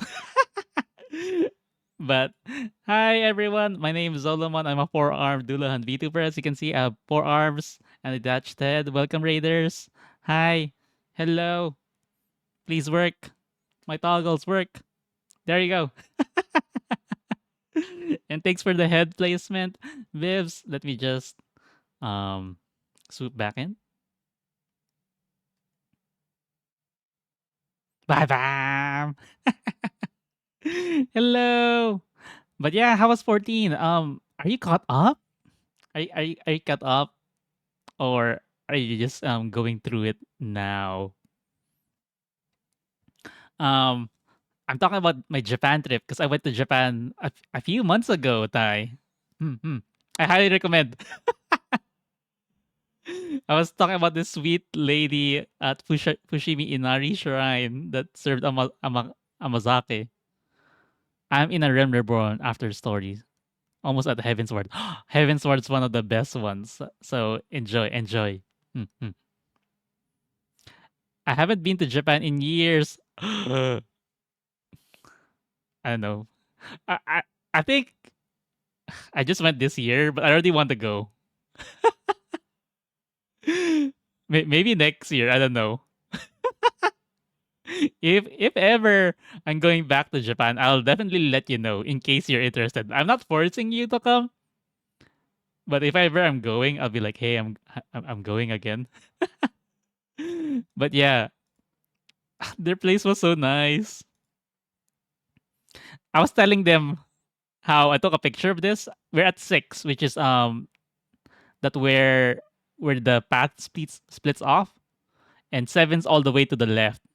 And I went to 7, and I didn't realize this was a map, and I kept going, and I got fucking lost. Soul also told us how what he almost got by that trail. Yep, yep. I didn't realize it was a fucking map. A- And here I was walking thinking, is this where people gave up? Like there's not much people anymore. Bro, I can't read Japanese. And then I kept walking and then there was no more Torii gates. I was like, it was all forest. I was like, oh, maybe maybe maybe I made the wrong turn. But yeah, I eventually made it to the top. The top is number 14, but there was a sign saying I can't take pictures, so I just took a picture of this as proof that I made it. Mhm. Nihongo no! Don't Nihongo Jozu me. No, I didn't even realize it was a map. When I took a picture of this, I thought it was just a marker. I didn't even see the squiggly lines. Jozu Janai. But yeah, I it made sense, right? 7 comes after 6. So I thought like I'm going the right way. Nope. But yeah, if you ever go to Fushimi Inari Shrine on the way back, you'll see this sign. And this sweet lady will serve you drinks in this quaint little house. And I love her so much. I told her watashi wa ureshi desu, and she looked at me and was like, watashi mo totemo ureshi. I was like, ah, I will go back just for her. Not gonna lie. But this is like day 4 or 5 of my Japan trip, and I refuse to buy a coin purse because in my mind, I have to buy it in Kyoto because I feel like the design, what you call it, um, the theme of Kyoto, I think they have good purses, right? And I was so happy that I held out buying a coin purse day 1 because I saw the coin purse at Kyoto and I knew I had to buy it. Look at this. This is my coin purse. This one's mine. I was like, this is the one. This is the one I was holding out for. This is why I didn't go. This is why I went 4 days without a coin purse. It's to buy this one. Bro, the amount of times I whipped this boy out and then the clerk was like, oh, kawaii desu. I was like, oh, arigato. So desu ne. Mecha mecha kawaii. Bro, here's one more thing that I love about Japan. Um, people just compliment your shit like out of nowhere. And it makes me really fucking happy. Like this never happens in America. Like I would go out wearing like my Ina octopus shirt, and they were like, "Oh, taco, kawaii." I was like, "Arigato gozaimasu." So desu ne. Like people are so fucking nice. And then I went to Pokemon Center Kyoto. I had to take a picture of this fucking cute Pikachu in a kimono. And so I didn't know Johto, the second generation of Pokemon, was based off Kyoto. That's why they have the second generation stuff here. Mm-hmm. But I'll touch up on more on that later. Um, but I need to tell you this. This is a horror memory in my trip. The Pokemon Center Kyoto trip. There's no way you can steal this. This thing's fucking massive, and I bet it's fucking heavy as well. But oh, this Gengar card sleeve. I had to take a picture of it because I don't play the Pokemon cards. I wish they sold this like as a print or or as a sticker because I would totally buy this cute Gengar print, but they're card sleeves, and I don't play the card game. Okay, this one. So they had a Magikarp gotcha machine, right? That that just spits out Magikarps. But in the covers, like there's one shiny Magikarp in here. I was like, you know what? Why not? Right? Why not try one? So I got it, and then there's like a little vent, a small hole on top, and I saw a glint of gold, and I got excited. It was like, wait, no shot. Did I get the gold one in one try? And I was so fucking nervous. My hands started sweating, and I couldn't open the ball. And then Zolbro came up and was like, "Bro, you okay? You've been standing there for a while." I'm like, open this. I, I'm like 90% sure I saw gold. I think this is the one. And then he opened it for me, and for sure it was the golden magic. I was like, and we both gasped out loud. We went like, like so fucking loud. Everyone in the store looked at us, but one of the staff saw what I was holding, and she was like, and she rushed over and she started talking Japanese, and I couldn't understand. She was like, but I understood like, what did she say? Omedeto, omedeto. Like, oh, arigato gozaimasu. Like, and then she tried to speak English. Like, how many? I was like, oh, ichi, ichi. Like, sugoi. Only one. I was like, hi. Like, oh, and then she started bowing and I started bowing. And it's important to say that I haven't bought anything. Like, I was just starting. This is the first thing I did in the shop. So while I was like going around shopping, I would um run into this employee, and we would share a look like, that's him, that's the magic art dude. I'm like, thank you. What's it's a core memory, bro. Oh, here it is. Here's the gotcha machine. See, it's all Magikarps, but there's like a few, one golden Magikarp, and I fucking got it. And this is actually where I also got my first Nihongo Jones. This is why this place is so fucking relevant to me. Because I bought the um side duck sleep mask right? It's a sleep mask that has side duck eyes on it. And I was like giving it to the clerk, and she was scanning it, and then she took the side duck sleep mask. Ah, kawaii. I was like, saw this name, mecha mecha kawaii. I just agreed and told them like, yeah, I agree. It's very cute, huh? And she I think she got surprised that I knew that little Japanese, and she's like, "Oh, Nihongo Jozu desu ne." I was like, "Ah." Yeah. Jozu Janai. Mada Mada Jozu Janai. I was like, ah. But you know what?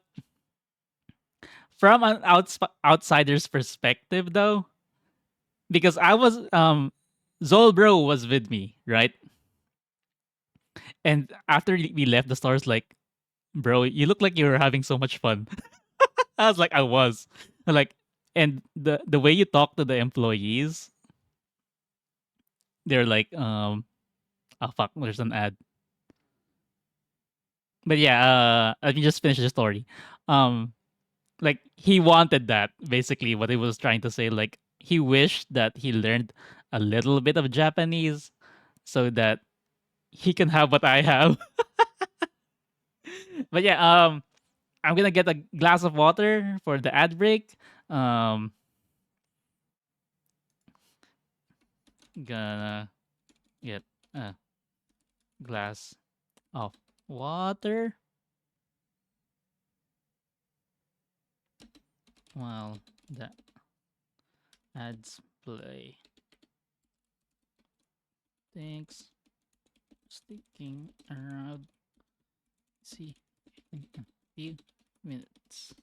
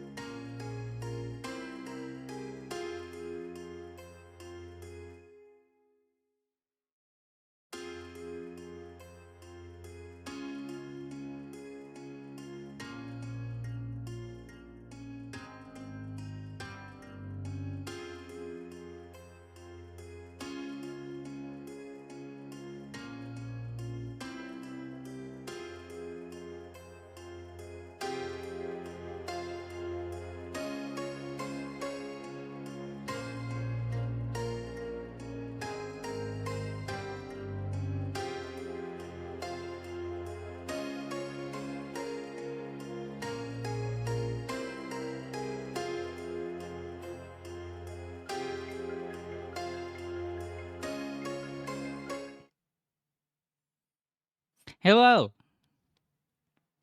welcome back. Thanks for sticking around waiting for the ads. I hope you guys got like water as well, being productive, went to the bathroom. But yeah, where was I? Yes. Ah, but yeah, Pokemon Center Kyoto,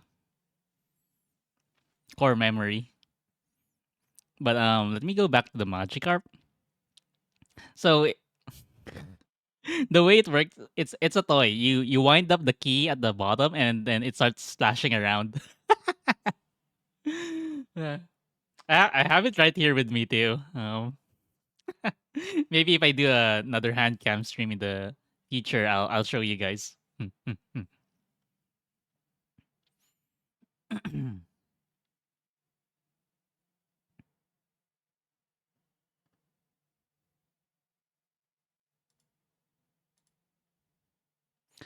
So this one is from my send. It's a lunch box of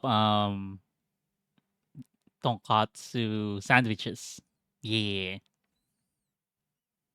So you have to. It's not warm. So I think the idea was they were selling this by the train station. So it's like a to go box basically. Like you pick it up on the way to work. So on the left they had spicy shrimp, and on the right it was pork. Hmm.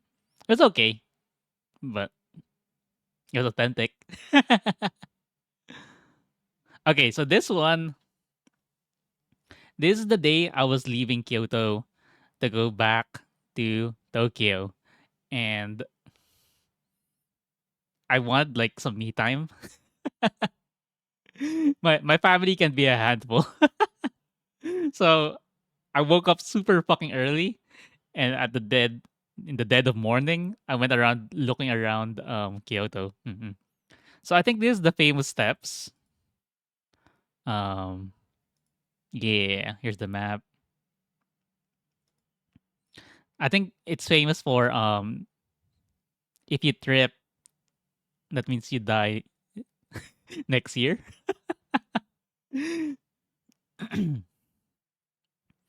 But yeah, I took these pictures when no one's around, and I've never been here since this is the last day for Kyoto. I was trying to. We took the plane from Osaka, so the day's gonna be packed. We have to take the train back to Osaka, then take the plane on Osaka to go to Tokyo. So this day was packed. So I didn't get to see this place in the afternoon, but I heard it's terrible because of the amount of people. Mm, mm, mm. And this is so funny because I would run back down. I would take this picture, walk away, and when the sun was breaking, I would run back here because I was like, wait a minute, I think the lighting's better with the sunrise. So this is the one near the Buddha. Oh, there's the pagoda over there. Hello. I forgot the names of the places. Here's the big Buddha. Yeah, I wanted to go there, but it was still closed. And by the time they open, I'll be late for my flight. So this is the closest picture I can take of it. Okay, this is me running back to the place when the sun was starting to rise. Like, oh yes, this looks better. Okay, I had to take a picture of this because I have a story. Basically, people are starting to wake up, take pictures, right? These two people are taking pictures, which is fine. But I've been standing here for 10 minutes. And there's like three other groups of people waiting for these two. And they're just like taking their fucking time. And at some point, I got fed up.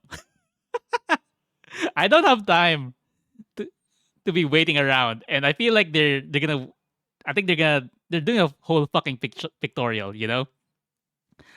I think they're gonna take like 30 more minutes. So I get fed up and I walked behind them and took my photo and I kept fucking walking. And you know what's funny? Um, After that, I can hear. I didn't look back, but I can hear the groups of people do the same thing I did. Everyone started like going in front of them and taking their fucking photos because it was fucking ridiculous. We were waiting there for a long ass time, and you know what? Good for them because they already got so many fucking photos. it's not like they have a monopoly on the street, right? But I'd like to bring up again that Kyoto was based. No, no, Johto was based. No, no, no. Yeah, Johto, the second generation of Pokemon, was based on Kyoto, and I didn't realize this until someone pointed out, like, yeah, that pagoda there, it's Bellsprout Tower. I was like, you're so fucking right. It is Bellsprout Tower. Oh, I just took a picture of this random like walkway because it felt like it looks like one of those like portals that leads you to another dimension. Mm, mm. Fun fact, second gen Johto is actually my favorite gen of Pokemon because it's the game I got into. Like the first gen I ever played was second gen, and then I played first gen, and then so on and so forth. Hmm. So I showed the picture of this at night earlier. I think it looks better at night, but I wound up I didn't plan going here. I didn't plan on going here during this morning stroll, but I ended up here anyway. And I was like, you know what? Might as well take a picture of it in the morning. Kanto is based on Kanto region of Japan with some artistic liberties. Yeah, yeah, I believe that. Okay, so I went to Hanamikuji Street, and the vibe is just different. Like this is the sign. Like if you see the arrow and the walkway, if you go, if you turn left here, it's Hanamikoji Street, and it's the Geisha Street. And let me tell you, the vibes are just different. It was so fucking nice. Um, I only took this picture because it's forbidden. It's against the law. You can get fined if you take pictures in that area. And I actually heard that after we left, there was a new like tourists aren't allowed in Hanamikoji Street anymore because apparently this makes me sad. This is the reason why we can have nice things. Apparently, a bunch of tourists started harassing the geisha over there, and I'm like, bro, that's not cool. So I don't blame them for banning um tourists in Hanamikoji Street because people need to calm the fuck down. And I'm thankful that I got to see it with my own eyes, but because of fucking tourists that can't fucking respect the place they're in, they're banning it from tourists now, which is fair. People need to fucking learn.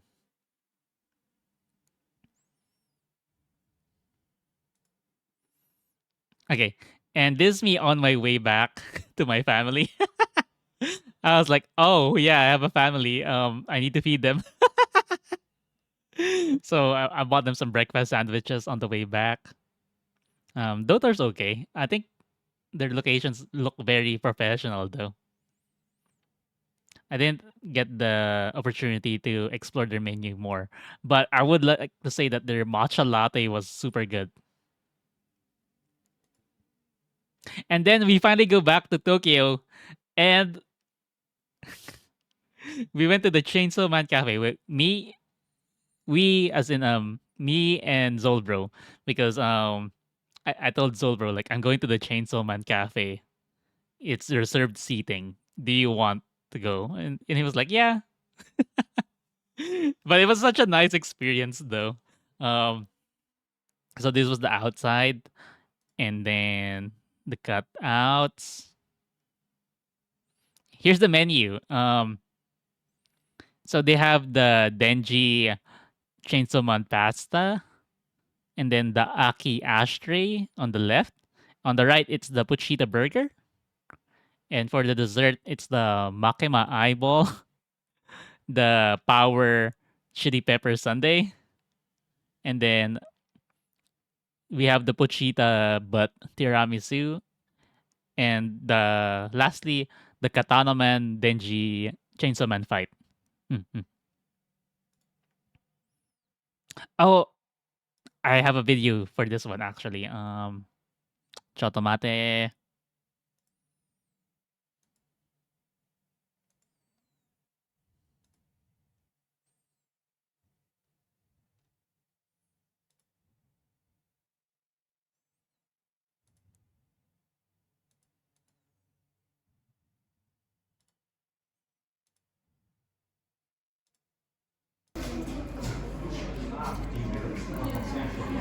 Why do I have to like transform it every single time?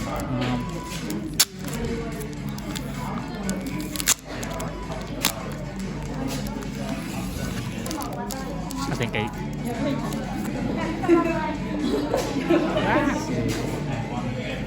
want nothing more power. There we go.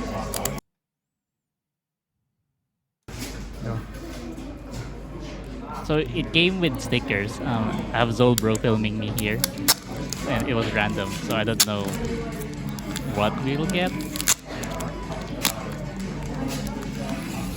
But yeah, first sticker we got Aki, which is okay.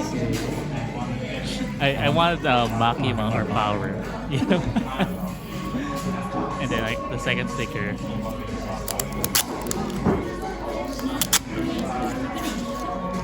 it too loud? I see it like hitting the red. Yeah, got Makima. Let's go. Which is funny because the people next to us were two girls, and they got power and Denji. So they got the ones we didn't get.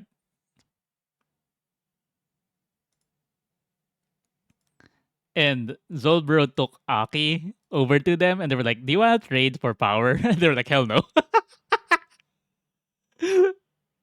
I was telling like, yeah, there's no way they will approve that trade. But you know what? Thanks for trying.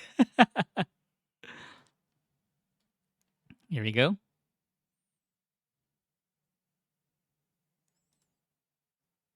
So here's our order.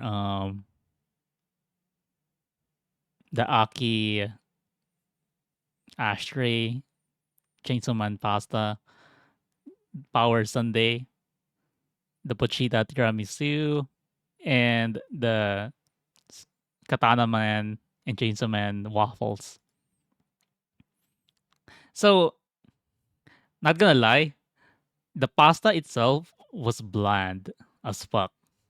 But the garlic bits, the um tomato bits were full of fucking flavor, and the tomato had meat inside of them. So that's when I realized that you have to tear it up like a fucking chainsaw. Like it wasn't immediately obvious to me. But if you tear it up and mix it up like a fucking chainsaw, then it's not so bad. And then here's the Aki cigarette dish. And I think the theme for this one was crunchy. Because every single aside from the rice, everything here was fucking crunchy. Like you can see the karage there and then some crispy fried peppers. Mm, mm, mm. And then crispy lettuce. And then the dessert for the cigarettes, it was wafer with chocolates. Mm. And then is that right? Okay, it's right. I'm just checking, making sure the slideshow is going according to Keikaku. But okay, first off, we have the Katana Man and Chainsaw Man fight. It was okay. Um, the powder's actually current. I didn't know. Solbro told me, but the texture for the syrup and the chocolate was slimy. And I think that was an artistic choice. I think it was meant to be like that. I think it was meant to be like visceral, like a bloody fucking fight. um, not the best one in my opinion. It was okay. It was okay. Next is the chili pepper bloody sundae, which is actually my favorite. And you know what's funny? The chili peppers. Me and Zolber were talking about the chili peppers for horns. Um, we were talking about how you know what it'd be so fucking funny and such a power, the character power move if the chili peppers were actually spicy. Because if we go back to the Aki Hayakawa dish, it has air dried or air fried chili peppers on it that was not spicy, but it was full of flavor too. So I was like, well, one way to find out. So I took a horn and I bit into it, and it was so fucking spicy. Like I dropped it and I started eating the sundae to put out the fire that was my tongue. My tongue was on fire. I was like, it's fucking spicy. It's fucking spicy. I started sweating and shoving ice cream in my mouth. And Zolber was like, there's no fucking way. And then he took the other horn and he bit into it, and he was like, it's fucking spicy. And then he grabbed the sundae from me because he needed to like extinguish the fire in his mouth too. And he looked at me like, why would you let me do that? I was like, what do you mean I let you do that? I fucking told you. It's fucking spicy. But this was actually my favorite one. Um, if I had the stomach capacity, I would have liked to try the Makima eyeball Sunday as well. But there's no way I was gonna eat that after the huge meal we had. And then we have the pochita butt tiramisu, which was so fucking cute. Again, we have the currant powder that says woof. And not gonna lie, texture wise, it's really good. It's crunchy and flavorful. And but I don't like coffee. The coffee taste on this one was so fucking strong. I I ended up like taking a bite and just giving it to Zolbro, like, here, finish this, please. Mhm. And then I'm taking more pictures of the walls. Yeah. So they had merch, and I grabbed the Chainsaw Man tote bag and a random foil, which I thought was stickers, but it turned out to be pin buttons. But I got power, so I'm satisfied. I haven't done it yet, but I can just pin the power button on the bag. Hmm, hmm. And after that, we went to this Pokemon Center. I don't remember which one this is. It was near the Chainsaw Man Cafe, but it's the one that had Mewtwo on it. And every once in a while, it will play music. Well, no, not music. It will play the sound of glass breaking, which I thought was pretty cool. Hmm, hmm. Okay, so next day, I was actually bedridden. We went from a resort in the Philippines to Manila, which is a plane ride, to Tokyo, which is another plane ride, to Osaka, which was another plane ride, then train ride to Kyoto. I, and I think the stress of like just managing my family got to me. So I actually planned that in the middle of our trip, we would have a do whatever you want day at Tokyo, where people can go do whatever they want. I had plans this day, but I was running a low fever. And you know what? I think um this is the day that Zolbrod developed more respect for me, because I was out. um he had to manage the fam.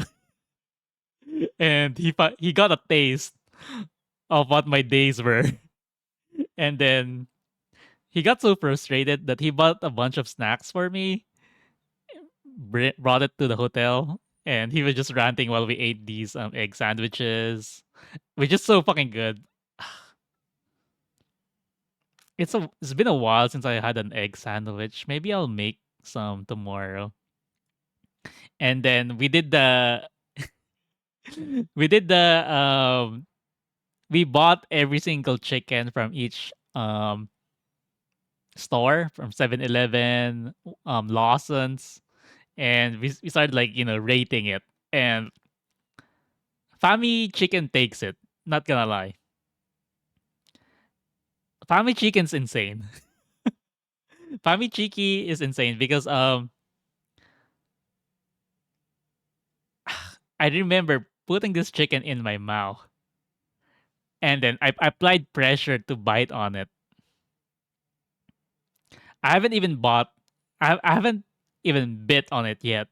But the pressure of me attempting to bite it caused the juices to flood into my mouth. And I tasted all that good chicken flavor. And then I finally bit into it and I was like, this is amazing. What the fuck? So if you ever go to Japan, try the Famichiki chicken. The Family Mart chicken, which is called Famichiki. It's amazing. Oh my god. I'll never have chicken like this here.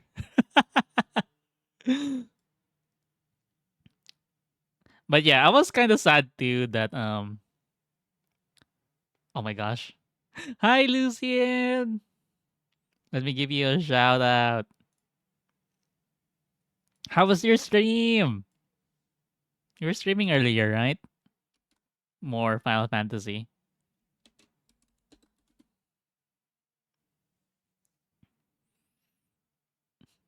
But Lucy, if you go to Japan, you have to try this.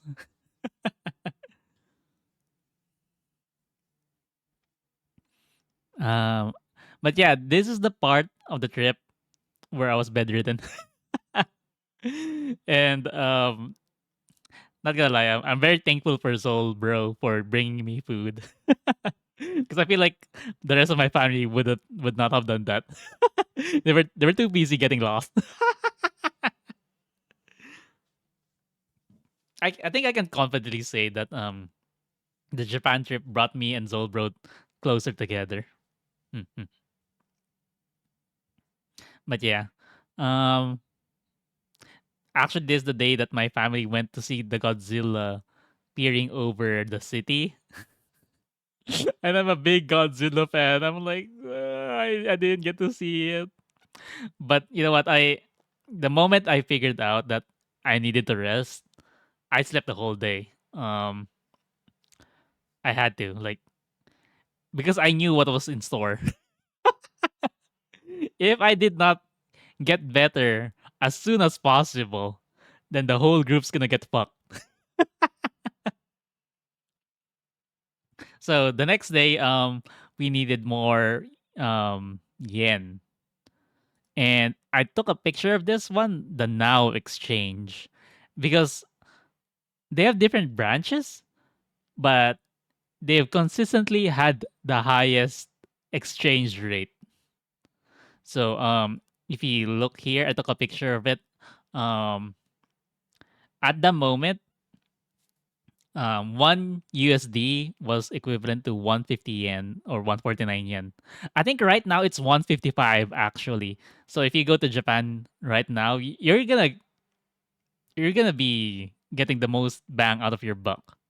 But yeah,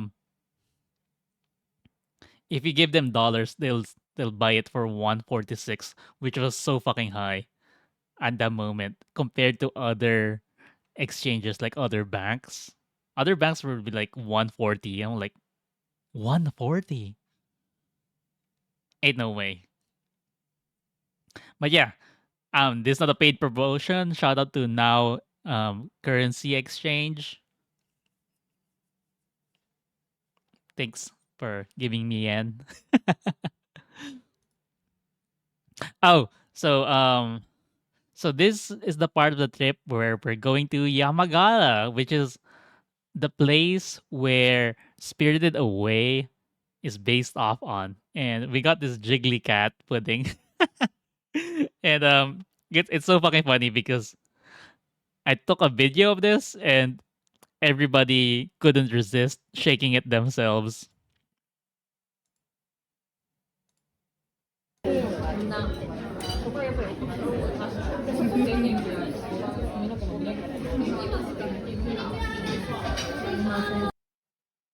Transform.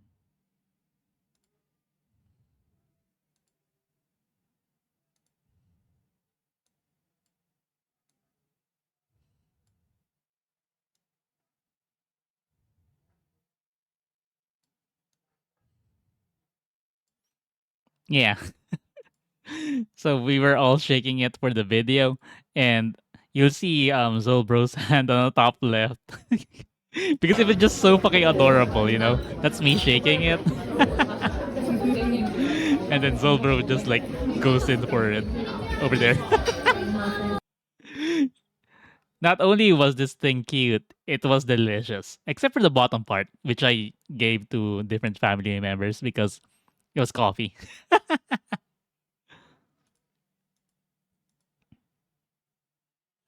Okay, where are we now? Um, actually, next one's also a video.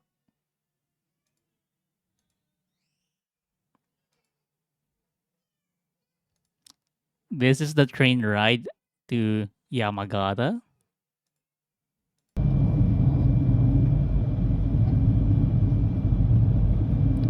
It was really fascinating from Tokyo to Yamagata.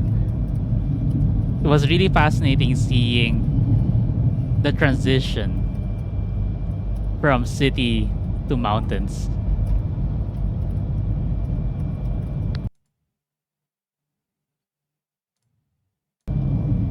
I'll play it again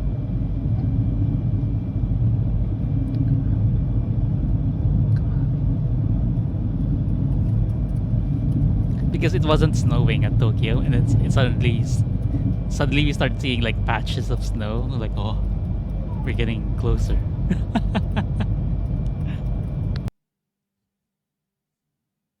And then next slide is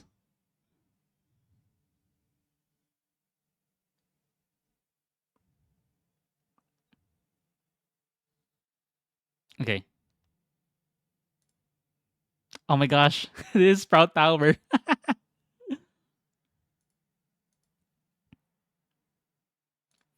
Okay, next. We arrived to our what should I call it? Not hotel. The hotel that has hot springs. I forgot the name. Ryokan. There you go. We arrived at our Ryokan and it had a hot spring, right?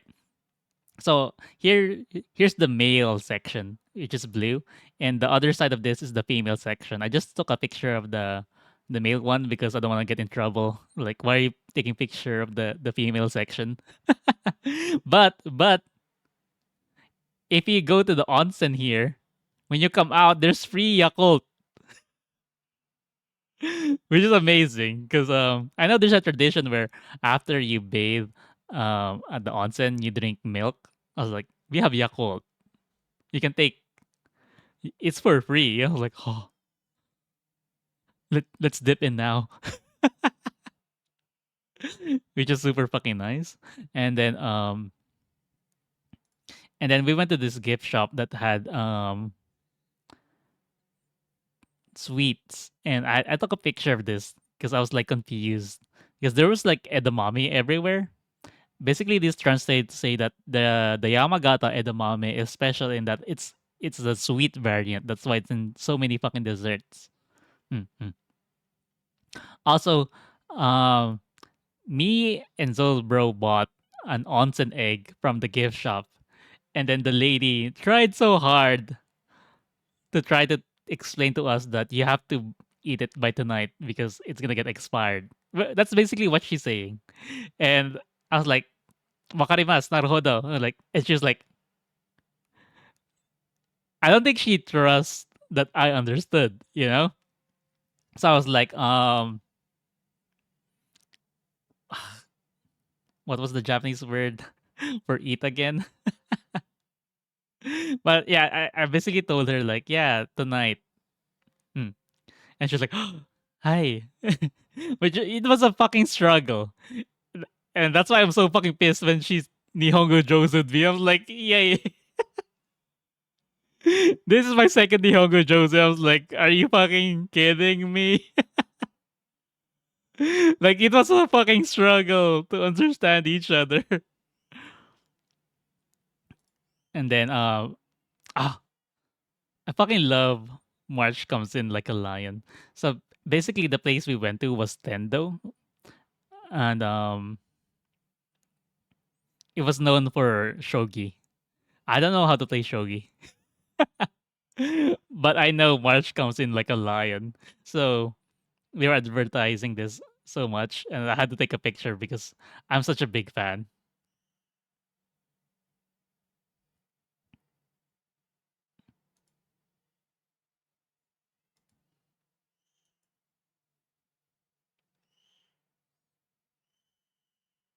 Okay.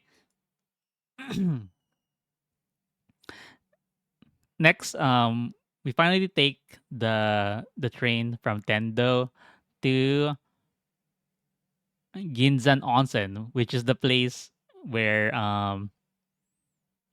Spirited Away is based off on. And I took a video of what the train station looked like when we got there. Just the train station for now.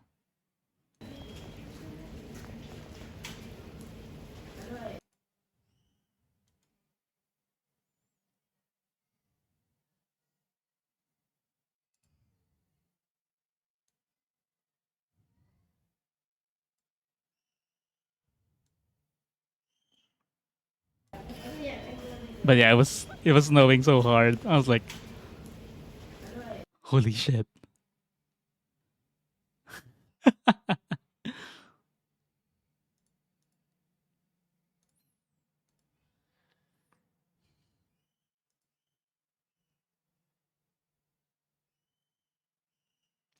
And this is it. This is Ginzan Onsen. This is the entrance to the village, the onsen village. I was like, ah, the vibes. The vibes was just amazing, guys. I would recommend going a day trip going here. And then here's the tofu place. This is actually a very famous tofu place at Ginsen Onsen. Um, here's the sign. Like the moment you enter, you'll see it. So I had like the line wasn't long, so I knew I had to line up because they would close to cook up more tofu. Here's another sign. That here, I got the fried one and the steamed one. Both were really good, but I think I don't think I have a preference because the fried one it was good and it had the structure of being fried, which was easy to pick up with the chopsticks. I love the texture of the steamed one, but this one was difficult to hold with the chopsticks. And this is the actual mine because Ginzan, I think, means silver. I think it was a silver mine a long time ago before it became like an onsen village.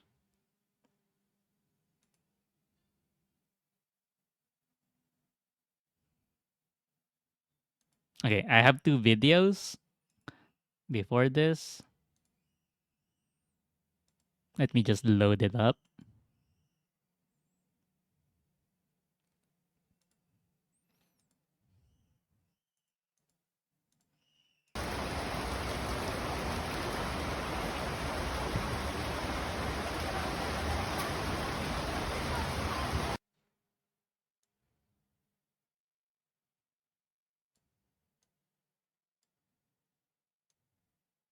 There you go.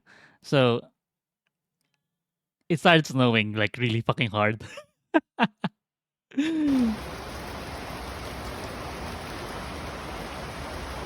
It was so nice. Hmm, hmm, hmm.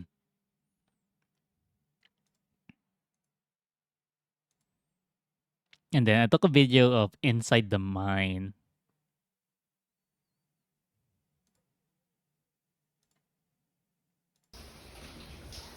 Yeah.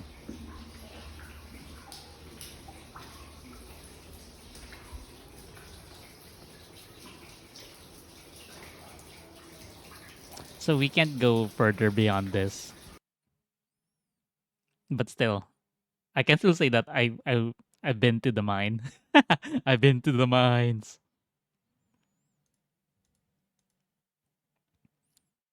So next, we went to this cafe, Cafe de la Port, and this one's actually also kind of famous too. And I liked it because I managed to get in when the snow was getting the snowfall was getting heavier, and yeah, it's Cafe de la Port, and as you can see here, um, Zolo Mom bought hot chocolate. You can see it at the back with marshmallows on it, and then I think Zolo's sister bought some sort of cake. Hmm, hmm, hmm. And then let me just show you guys like my view from the outside when this was happening.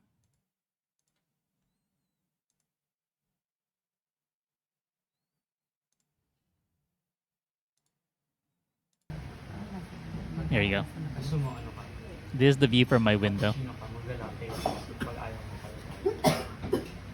I fucking love it when places are so quaint. Hmm.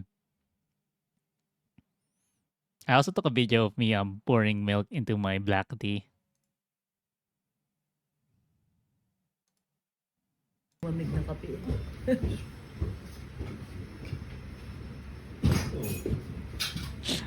I just felt like being a little extra.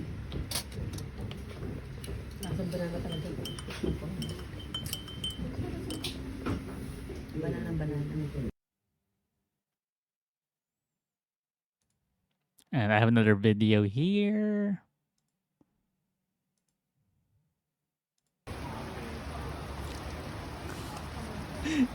I took a peek outside. It was snowing heavily, my dudes. Like this was insane. Like this already like uncomfortable levels for me. Like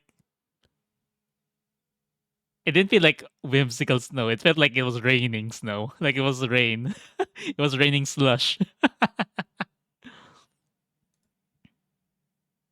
But yeah, I ordered black tea and this custard, this pudding, and I fucking love this thing. Like when you say custard, it's usually sweet, right? This one was barely sweet, but the top was like burnt sugar.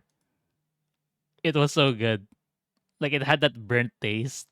Mm, mm. More photos.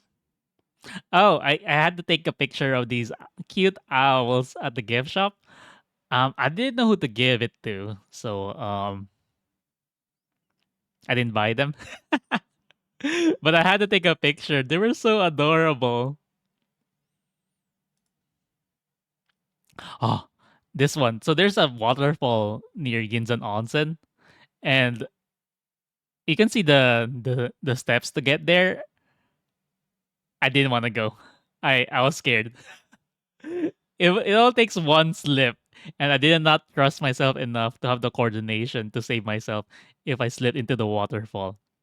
But I had to take a picture of this because it had that NPC vibes. There was just this one person wearing a red raincoat staring at the waterfall, And I was like, the special quest is there, but I don't want to do the jumping puzzle to get there.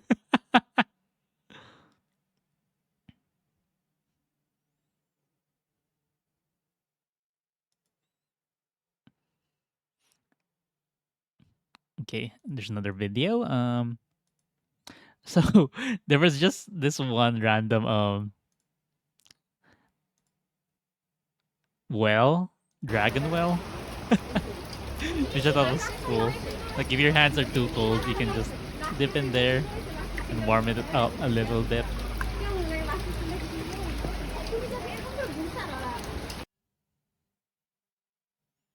Ba-dum-bum-bum-bum.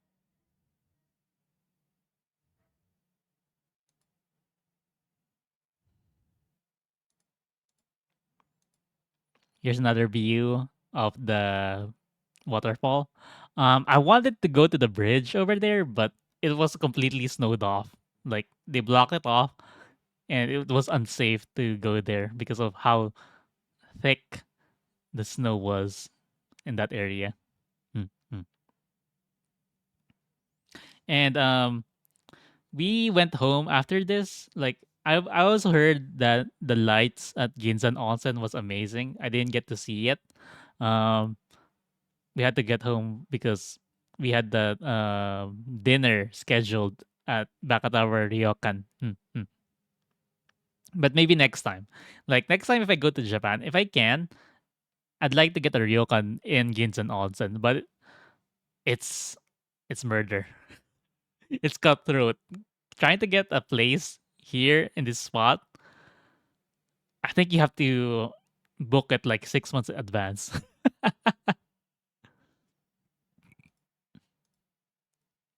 But for dinner, this is the night that I had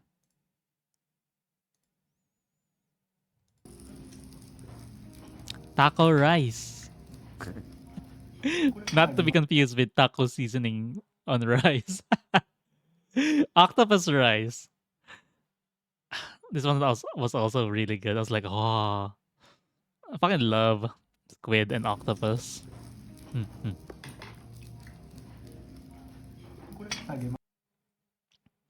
Also, this was a very special night for me because this is the last night I will spend with my folks at Japan. I told them, okay, goodbye. No. That's not what I said. I was like, make sure make sure you always have your passports and stuff. But from Yamagata, I took the train to go to Yamadera. And before going here, this place was known for the stillness of the atmosphere. Like it was so peaceful. It was so nice. Hi, Dai. Let me give you a shout out. How are you?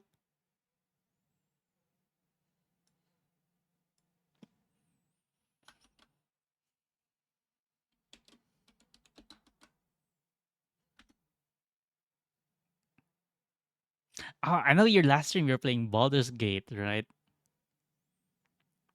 I didn't tell you.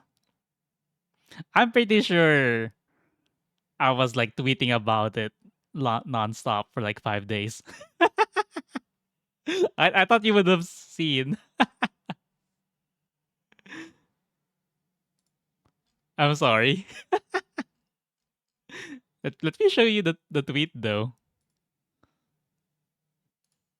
Die. Die. Okay. I'm sorry if I forgot that. I've just been very busy and it probably slipped my mind. Mm. Yeah. But yeah, so this marks my first day getting rid of my family. And I'm glad that I chose to go to Yamadara on my own because it was so peaceful. I felt at ease with myself in my solitude. If you just want like a quiet place, go to Yamadera. Hmm.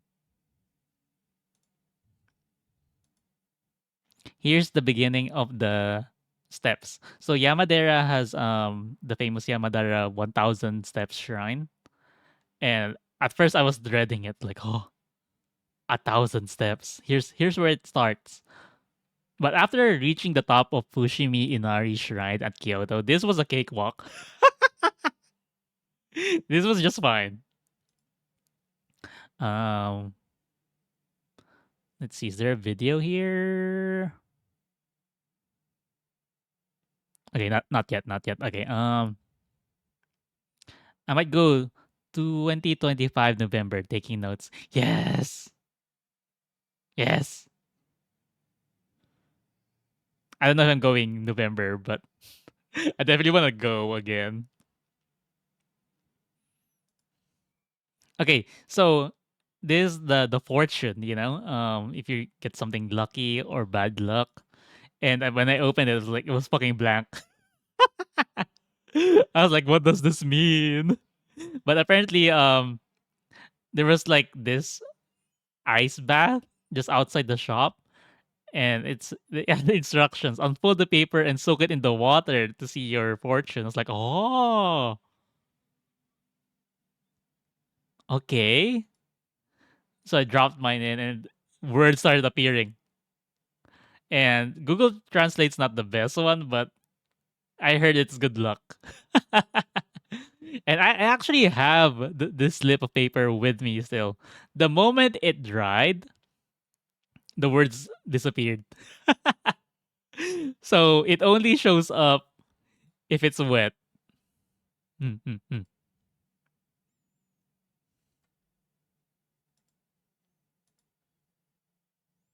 And here's the actual entrance for the steps. Like the first entrance I showed you guys was to the shrine, like the bottom shrine, but there's another one on top. And yeah, here's the steps. Here's the actual steps. Here's like step 1. And I have a video for you guys here. Chotomate.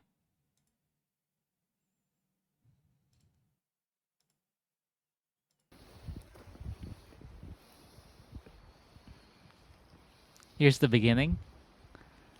It was so nice. Like the trees, the ambience. It was so fucking nice. If you want an easy hike, I recommend going to Yamadera.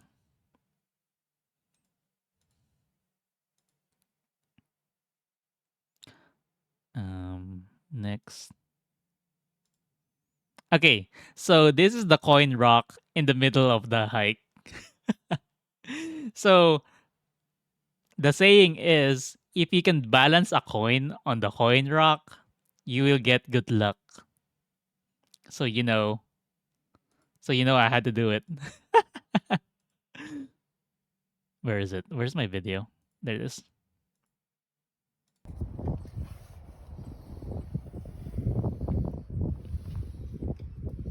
Let's go.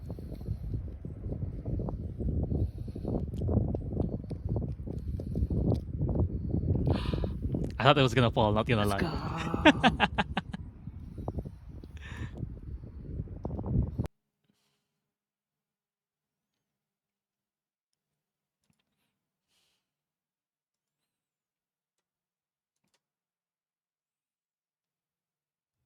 So yeah, I kept going up the the places, not places, the steps.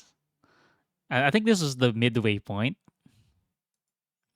and I think the 1,000 step shrine is famous for this little box here. Usually people can go in, but it was so covered in snow that it was dangerous. So as you can see, they blocked it off. This was I just looked back. It's just so serene how quiet and still everything is. Like it didn't feel creepy at all. It felt super nice. That like it felt like nothing was happening and that's fine. That's what it felt like. Okay, here's another picture from a different angle. But you can see the higher I got, the more snow there was. So the more anxious I was. You can see there's no fucking railing here. So these are the steps to go to the top. And the view was amazing. I might consider going back here, not gonna lie. Maybe take Zolbro with me.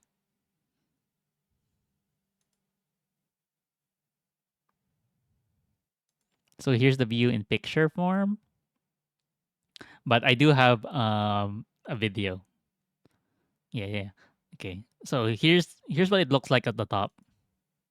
But I know I blazed through the pictures, but I have to show you the video. And even then, the video doesn't do it justice at all. Like if you think the video is amazing, I need to rotate this.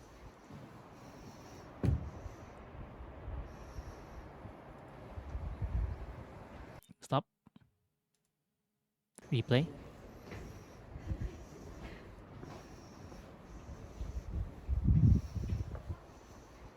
Like look at this view.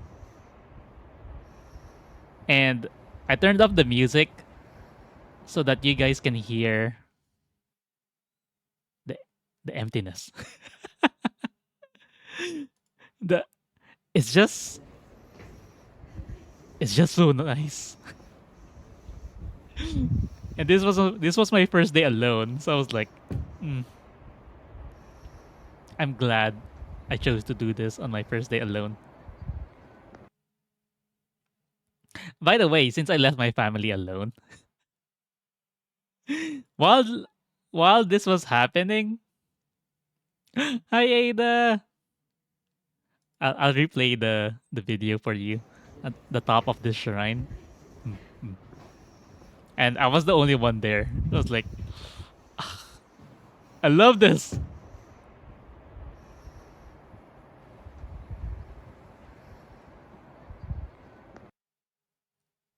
While this was happening,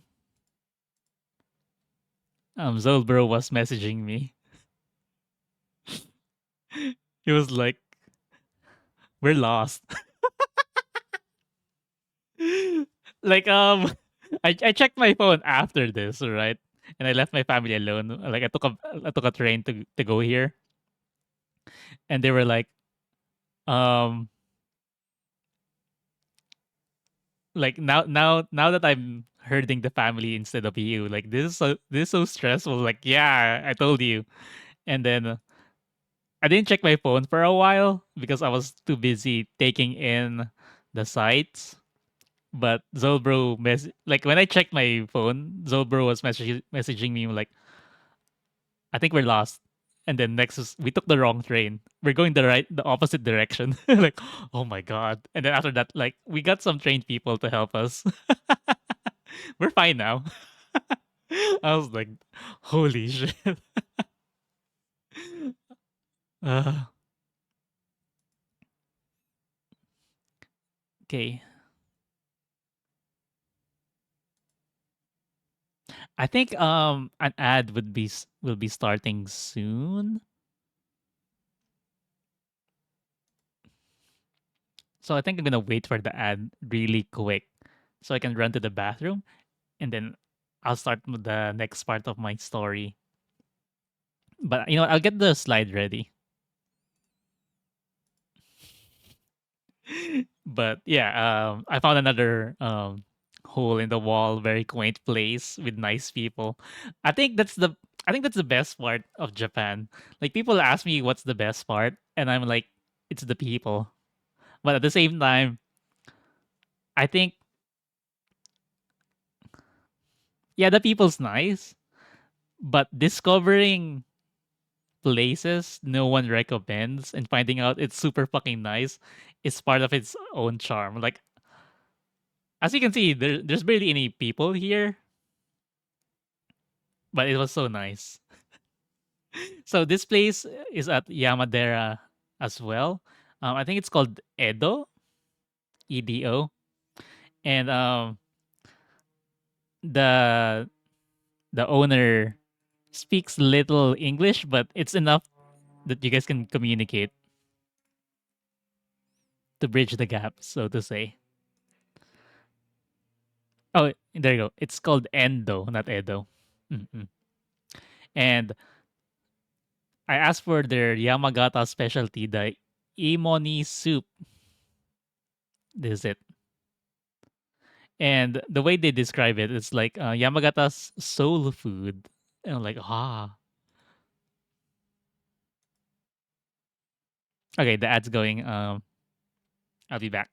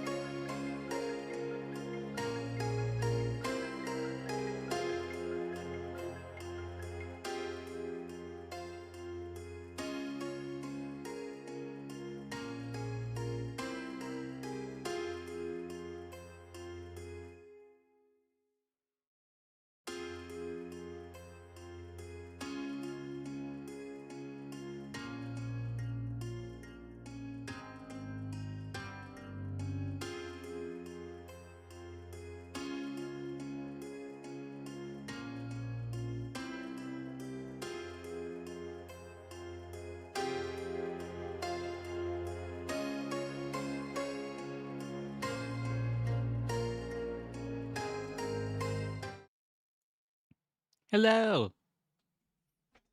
Thank you guys for sticking around. But yeah, this is the imoni soup. And did I have it here? Okay, I didn't put the video here. But while I was having this warm comfort food, this soul food of Yamagata, I was by the window and it started snowing. It wasn't snowing the whole day, but the moment I started to have a hot soup, it started snowing. Why is this one low quality? We probably didn't load right. But It felt so nice. I remember thinking to myself that that super luck I got from the shrines activating. uh, but blurry as this is, I cleaned out my whole plate, and when I handed it back to the Obasan, she was like, "Oh, good job." I was like, "Arigato," and I ordered dessert. This is Let me check the menu. Zundako on the top right, the second one, served with green tea. It's basically a rice dumpling with sweet rice in the middle. It was really nice, especially served with the hot tea. I was just chill eating this, sipping hot tea, and overlooking the snowy view. It was super nice. So when I posted this on Twitter, a lot of people thought like you're eating that much edamame. I mean that much wasabi. It's like no. That's that's edamame. And like I said earlier, Yamagata's no actually known. Like I didn't know this, but they're kind of proud of their sweet edamame, which they put on everything. Hmm, hmm. Okay, time for another aquarium. So while at Yamadera, I took a train all the way to Sendai so I can check the Sendai Uminomori Aquarium collab with Gura. It was super nice. I did not expect it. They had this like cutouts of her and her music video playing on the background. It was super nice. Um, I have another video. This is the first time I walked into the aquarium, and they wowed me. Not gonna lie. They wowed me so much that I had to take a video so I can share to you what I felt at the moment. Where is it? Choto.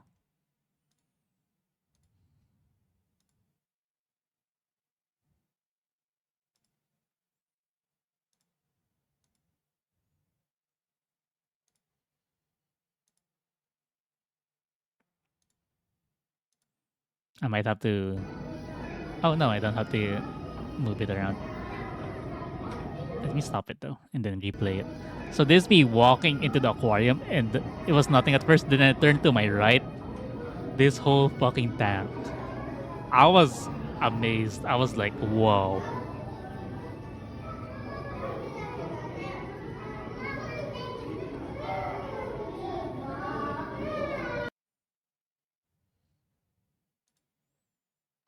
And then you'll see QR codes scattered about each exhibit. So this one is about the Japanese sardine. And if you scan the QR code, it takes you to a website where Gura talks about the Japanese sardine. I was like, this is so fucking cute. Like I had my AirPods on and I was looking at the Japanese sardine and Gura's giving me her cute explanation. And then here's the isopod. It was so nice.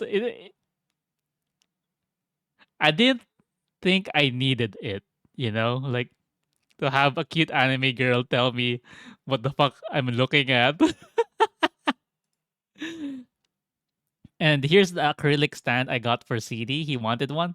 Um, I kind of like what Gura's wearing here. She's wearing an Argyle sweater. I fucking love Argyle. I still haven't seen the movie, but I'll probably go see it this weekend. But the Gurarium aquarium, what you call it, collab has been going on for a while now. I'm actually late to the party, so when I look at the merch, everything was fucking sold out. I wanted that tote bag, so I settled in for I bought one. I think it's only one per person, one stand for a CD, and I bought two random keychains. So it's covered in foil, so you don't know what kind of keychain you'll get. But the designs are the ones that are part of the exhibit, like this one, the isopod one, or the sardine one. Hmm, hmm. So I bought two for me and two for CD, and I think I got the isopod one, which is a win for me. Okay, so as I said, I went the trip from Yamagata to Yamadera to Sendai in one day, but I still have to go back to Tokyo because that's where my next hotel is. So I had to take the bullet train. While at the train station, I spotted the famous frozen ice cream. It was good. I can't complain. Yeah. I wouldn't say it was amazing, but it was good. Like I've had mid ice cream, before. This was definitely not mid. This was definitely good. Mm-mm. I would recommend trying it once. Oh, this was crazy. This is the bento shop, the Eki Bento, train bento shop. Um, as you can see, it's fucking empty. Like all the bento boxes are gone. But before I took this photo, there was a ton of bento boxes, and then a group of people, I guess, catching the train, suddenly flooded the shop. And then when they were done, everything was sold out. But I actually managed to nab one. Okay, so I was like, nice. And then let me just show you my train ride here. So if you can see on the top left, it says Yamagata. That's where I came from. It doesn't show Yamadera there, but Yamadera is in between Yamagata and Sendai. So I went from Yamagata, then went to Yamadera at the middle between Yamagata and Sendai. And then from Sendai, I'm taking the train all the way back to Tokyo. And as you can see, it only takes an hour and 35 minutes. And the Japanese railway system is super fucking efficient. Like, I got there 1 hour, 35 minutes. I was like, damn. But as you can see, I got this is my first Eki Ben, which is train bento. And I didn't know this until I met up with CD later because we bought another Ekiben, but I didn't know I got the fancy Ekiben. Basically, so this bento is tied up because there's a string at the bottom that you pull, and when you pull it, hot, there's a chemical reaction happening at the bottom that causes steam to come out from the bottom to heat up your food. And that's why you don't want to take out the string so that your whole eki bento don't collapse. Like so it's so that it doesn't explode. So while it's heating up, you want it compressed so that the heat stays within the food. So I was like, damn. Like I mean it doesn't look good here because it's like it's a bit it's a eki bento. But it was hot and it was good. I was like, damn. And then I took a train ride in the future with CD, and I was like, "Where's the string that makes it hot?" And I was like, "Huh?"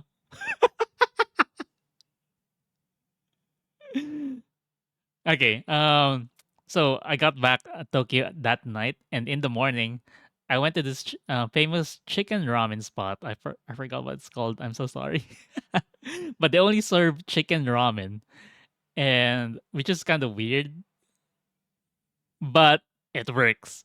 It's super good. I was like, I took one bite and I never stopped eating it until it was finished. I was like, damn, that was good chicken ramen. um, I wanted to have another bowl, but this was actually the day I was meeting up with CD. So I was like, oh, I'm running out of time. And then we were gonna meet at Tokyo Skytree. So I ran to Tokyo Skytree, as you can see here, the Tokyo Skytree town. And if you look at the top left, that's a Genshin character on the poster board thing, the banner. And I had to take a closer look. And Tokyo Sky 3 was doing a collab with Genshin at the moment. I didn't even know. um, where is it? Yeah, yeah, yeah. So I took the stairs because I took the subway to go to Sky 3, and all the shops are like above ground.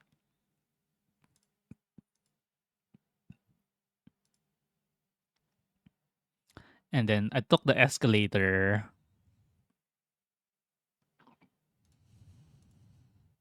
I have to turn it again.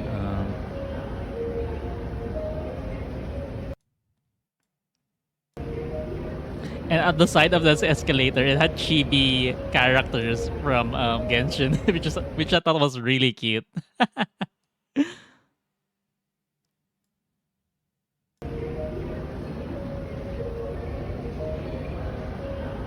Mm.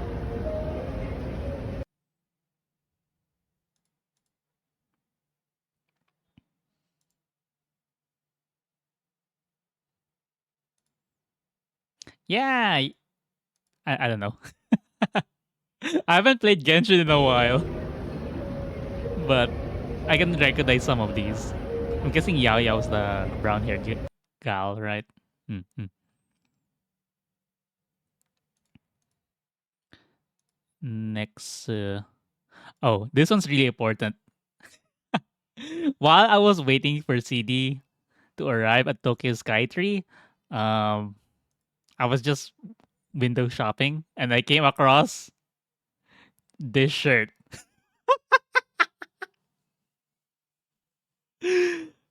And I had to buy one.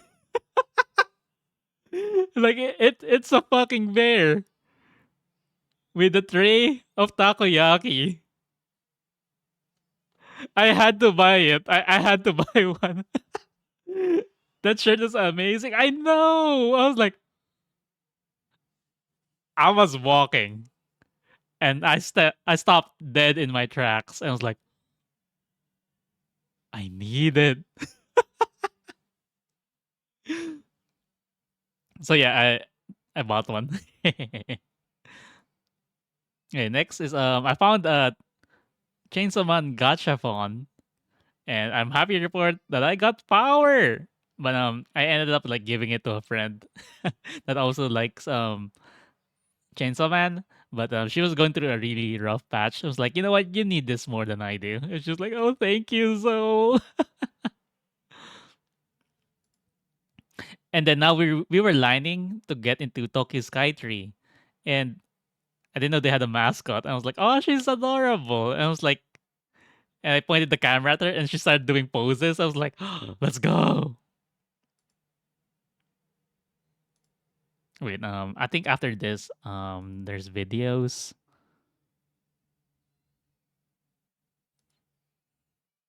Yeah, yeah, I have three videos for this one. Choto mate kudasai. So I mentioned that they're having a Genshin collab, right? Um,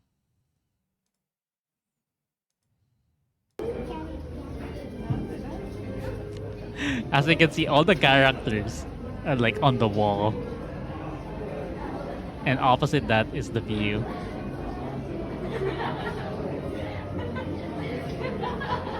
Mm,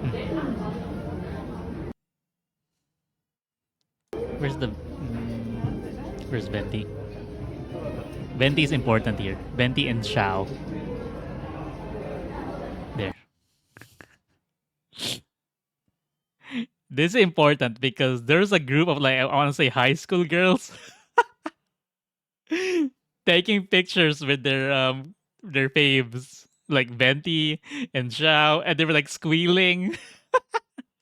Honestly, I'm not even annoyed. I was like super happy for them. They're you get the happiness was radiating for them. They're like, "Oh, I'm taking a picture with Shao." I'm like, it's infectious. I was so happy for them. Okay, what's the next video? Yeah, more collab stuff. But me and CD were talking about it. It was like This Genshin collabs basically a huge billboard to advertise Genshin. And I think those were the girls. But yeah, like it shows Mondstadt, UUA. And then the next video, I posted this on Twitter, but I'll play it here as well. While where is it? Where is it?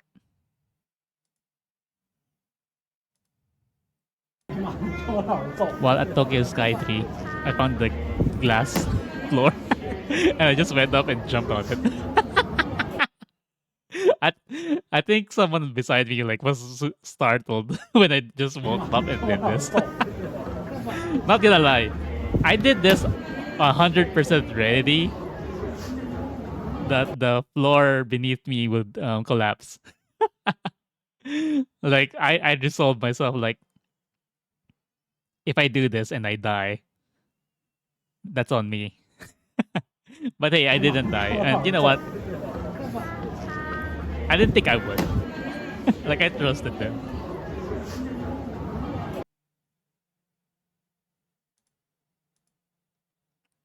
Okay, next photo.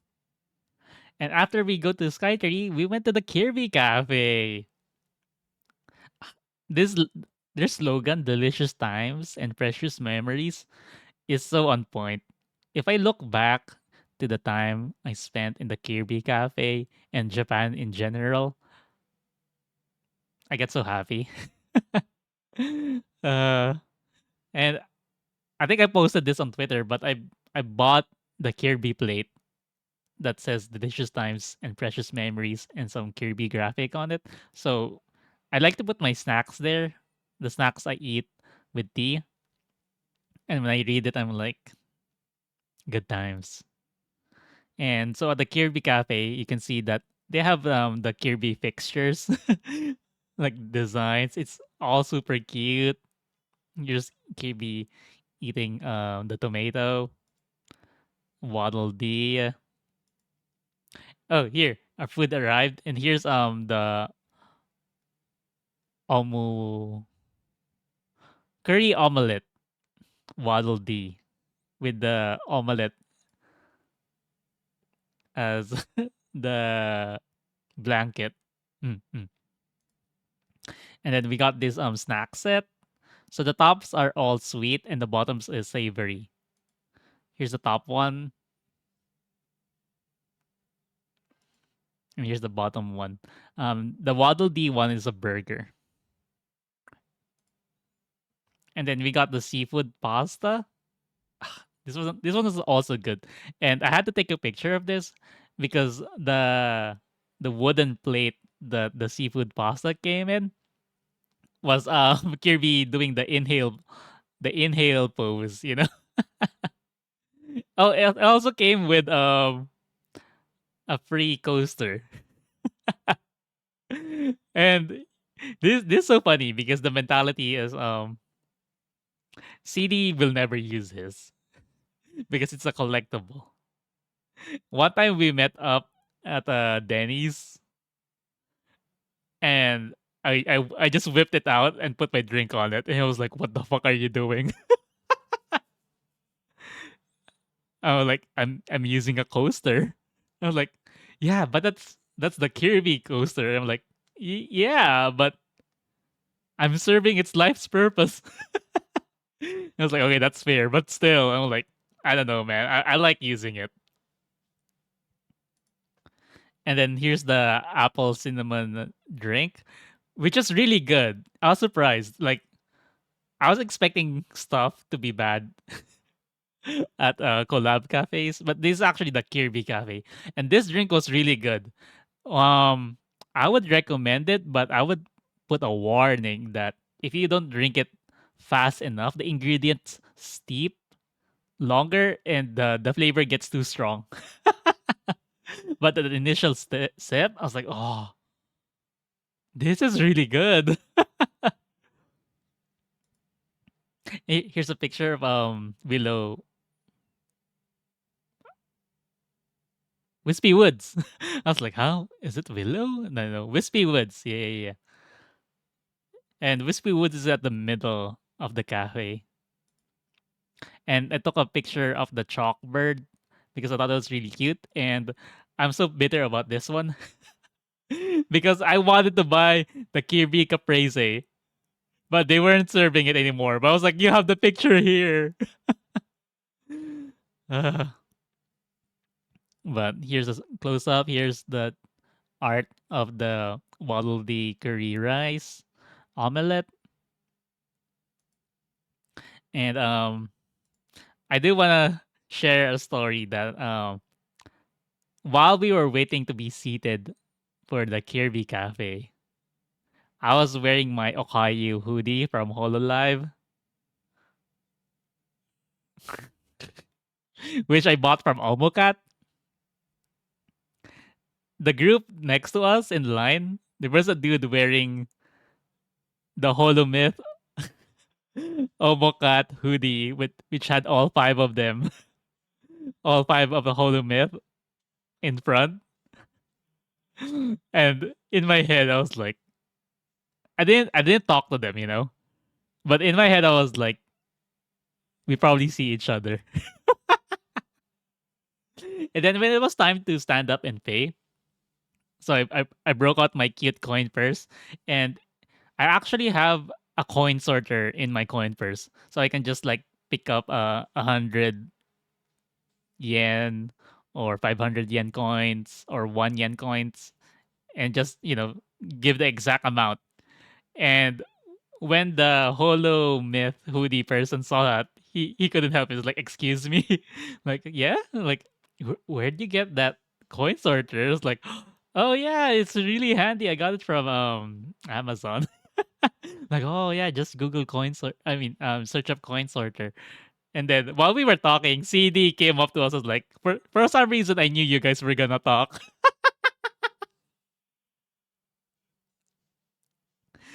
It's because we both wear the Omocat merch. Uh, oh yeah, while this was happening, the Selen Niji Sanji thing was happening. So we were talking about it, like, isn't that crazy? Like, yeah, holy shit.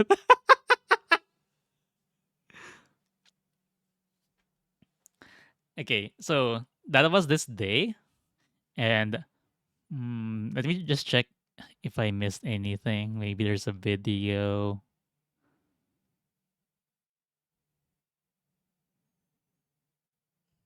Nope. Okay, so next day, this is breakfast, which is this is not ramen. This is soba.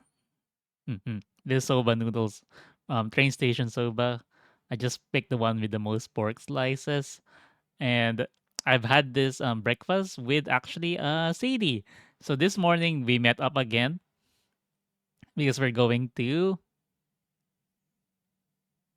Kawaguchiko. We're going to Mount Fuji this day.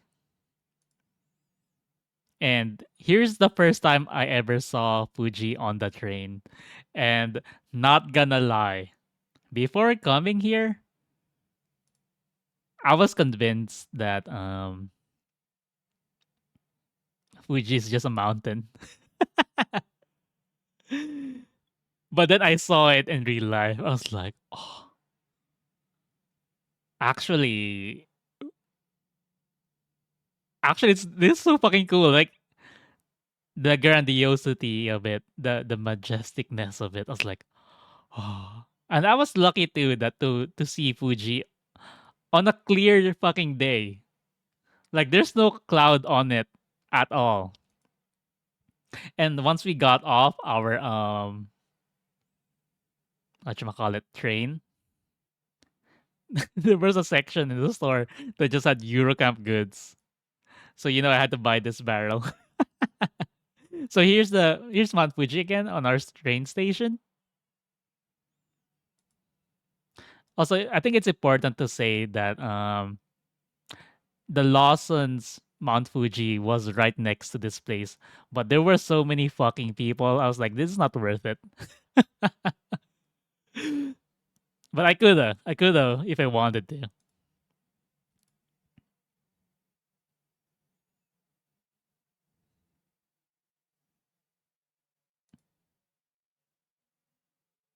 Okay, next I have a video. I also posted this on Twitter, and but I went to Mount Fuji Valentine's Day actually. Where is it?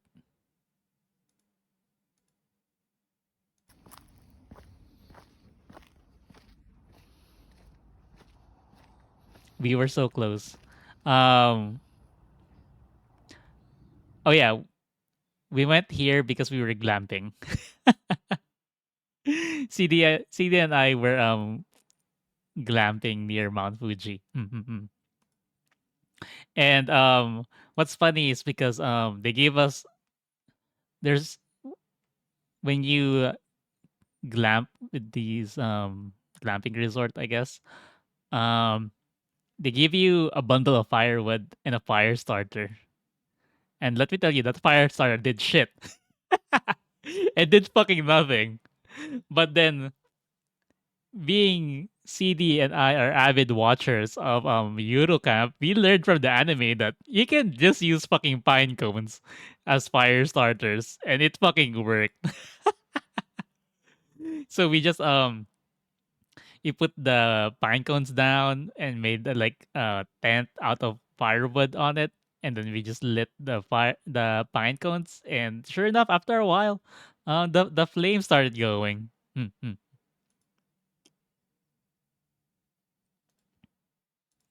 Here's the view from our tent, and if you look at the lower left, you can see like a dome. We didn't opt for the dome. We wanted the tent, but maybe in the future, if we go back glamping, we'd try the dome. But yeah, there, Mount Fuji, Fuji-san, so majestic. Oh, I forgot to mention. This is also the day where I got my third and final Nihongo Josu. Because the person that picked us up from the train station to this location, um so while they were driving us up, I don't have the video. CD has the video, and I haven't gotten it from him yet. I gave him the window seat so he can film the Mount Fuji on the way up here. Like I think we passed by Lake Kawaguchiko. Um, but when Fuji came into view, I was like, oh, Fuji Kakuides. And the person driving was like, "Oh, Nihongo Josu desu ne." Like, "Yeah, yeah, yeah. Mada mada Josu ja arimasen." And he was like, "Yeah, yeah, yeah, Josu desu." And then I say this is the third and final one, but when we got to our tent, and I was telling CD, he was like, "I got Nihongo Josu for the third time," and then he was like, "No, really, your Nihongo was Josu." I was like, "No." Why is it coming from you? And he was like, bro, I was sitting there listening to you guys, and it sounded like you were having a full on conversation. I was like, no, it just happened that the prompts were the ones that I practiced. Okay, I have another video. Chotomate.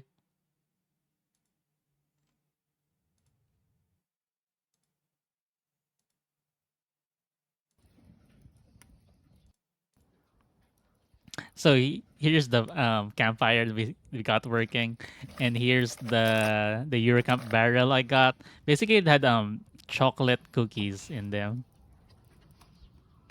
And here's the view from our tent. It was getting late at this point, but yeah, there it is. There's the boy.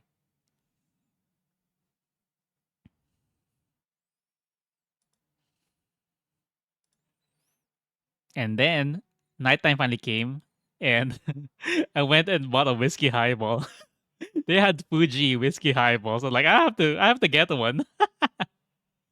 And they also brought our dinner. and you just assorted the vegetables and camembert cheese in the middle. Not gonna lie, when they brought the dinner, I asked CDs like, "Do you wanna cook?" Which he happily accepted. He apparently CD likes cooking for people, and after spending so much time with my family and herding them around, I didn't want to do anything.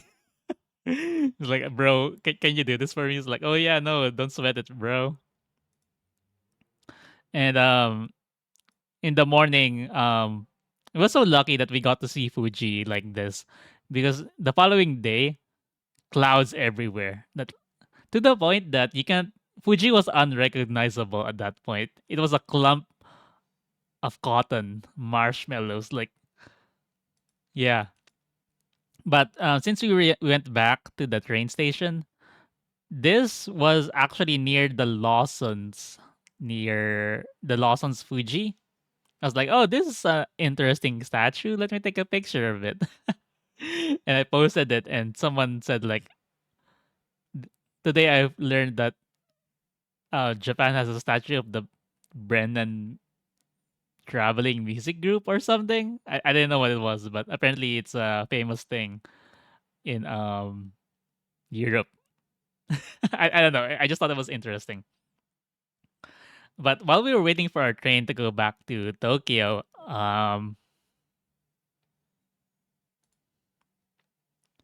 I managed to find this hole in the wall, the Yamatoya Cafe. And I'm telling you, I'm so glad that I'm able to look for these holes in the walls, because they're all so fucking quaint and so nice. And there's not a lot of people. I think that's the best part. That usually when we find places like these, it's just us. I didn't mention it too, but let me go back to Fuji. So for this glamping session, they actually use Line. So I had to download Line, and if you need anything, you text the staff online, and I guess they have a staff Line account that all of the staff can see. So if you need like more firewood, or if you have questions or concerns, you can just text them online. And I told them like, oh, thanks for everything. Sorry for a handful. And they were like, "Oh, don't worry. You guys are the only ones here." We had the whole campsite to ourselves. And I was like, "Oh my god, Shima Rin, the one of the main characters in Eurocamp was right. Um Camping during winter is the best." For that exact reason, that there's not a lot of people camping when it's cold, and it's nice. Not gonna lie, winter camping is nice. But yeah, so we went to this cafe, and I actually have their card. I still have it. Actually, have it like right here in front of me. I love this place. Here's their menu, and I bought the the chazuke combo, the chazuke meal set. And if you guys don't know what that is, it's basically tea on rice. So I know how tea on rice works, but the obasan serving the food felt the need to explain it, and I let her. Basically, she said, "You'll eat the fish on the middle of the plate and with the rice, and once you've eaten half of the fish and the rice, you combine them together, and then you pour the tea on it to make chazuke, right?" I feel so bad because I already knew that, but I end up messing up anyway. Because the plate where the fish is looks so fancy, I put the rice on the fish plate. And then at that moment, the obasan came from the other side of the counter to stop me. She's like, "Stop, stop." I was like, and then she had to explain to me that the fish goes to the rice bowl, which kind of makes sense. I was like, if I have given it some more thought, I would have done that. But in my mind, I was like, this fish bowl looks so fancy. Maybe I should pour the tea here. Gomenasai Obachan, Gaijin baka desu. Um, but yeah, here's the fish. And I ordered black tea pudding for dessert. This one was also really good. It was really silky and sweet, but not too sweet. That's one common trend that I love about Japanese desserts is that they're not too sweet. I feel like most American desserts are always so fucking sweet and like I need fucking water. But Japanese desserts like these aren't that sweet. There's like just the right amount. Hmm, hmm. Okay, so I went and bought this Hololive card, and I got Botan and I forgot her name, Stinky Orca. Oh wait, Chloe. There we go. It's written right there. Which is, I think this is a win. I think Chloe is super fucking adorable. And I think Botan is super cool. I know. I see it. I see it now. I'm having a brain fart. I've been streaming for like over 3 hours now. But I ended up giving away Botan to my niece because she doesn't know who Chloe is and we all know who Botan is and she's like, "Do you want this holo live card?" And she's like, "Yeah." So I just have Chloe in my wallet. Mhm. And then I also bought the Mount Fuji water. This thing was fucking expensive. But I couldn't be bothered to look for a vending machine because I was so tired. So I just like, you know what? I'll buy the fucking Fuji water, the Fuji sweat. It was water. There's really nothing I can say about it. Okay, so after um Mount Fuji, we went back to Tokyo, and I didn't get to see everything in the what you call it Tokyo Sky Tree. So we went back so I can check out the stuff that I missed, and I finally got to make this video.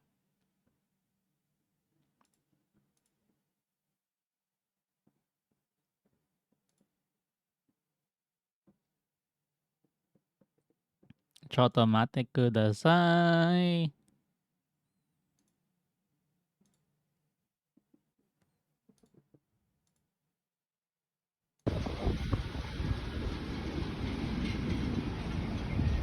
Stonehenge. Stonehenge. But that's Tokyo Tower. I don't know. This is so fucking funny to me.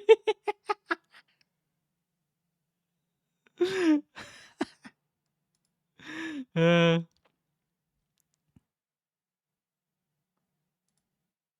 but yeah, went back to Tokyo Tower and we went to the jewelry store at Tokyo Tower. I had to take a picture of Totoro here. And then at the opposite corner where Totoro was, they were selling art books of your favorite jewelry film. And I had to look for Nausicaa, and it's right there. I don't know if you guys can see it on the lower right. It says Nausicaa in blue text. The only one. I had to get it. I fucking love Nausicaa. And I think I heard rumors that Miyazaki's next film is gonna be like a sequel to Nausicaa, which I'm so ready for. One thing I'm lamenting though, I haven't opened this book yet. In the month that I've been back from Japan, I haven't opened this book yet at all. That's how busy I am. I should do it. Probably tomorrow. I'll probably open it tomorrow. It's getting late now. But yeah, I'll open it. and admired the art. But they had art books for different Jilby films too, like The Cat Returns, Spirited Away, you know. So if you guys have a favorite Jilby film and you want an art book of it, I highly recommend going to pick one of these up. Um, I haven't seen um My Neighbor Totoro yet, but seeing all the art books on it, I wonder if that's how popular it is. That they printed more of it than Nausicaa because I think Totoro's more famous than Nausicaa, right? Because Totoro is like a marketable plushie. Meanwhile, the bugs the bugs at Nausicaa aren't as cute. But after you watch Nausicaa, you'll understand that you love those fucking bugs. Do you agree, Len? Do you love the fucking bug at Nausicaa? They did nothing wrong.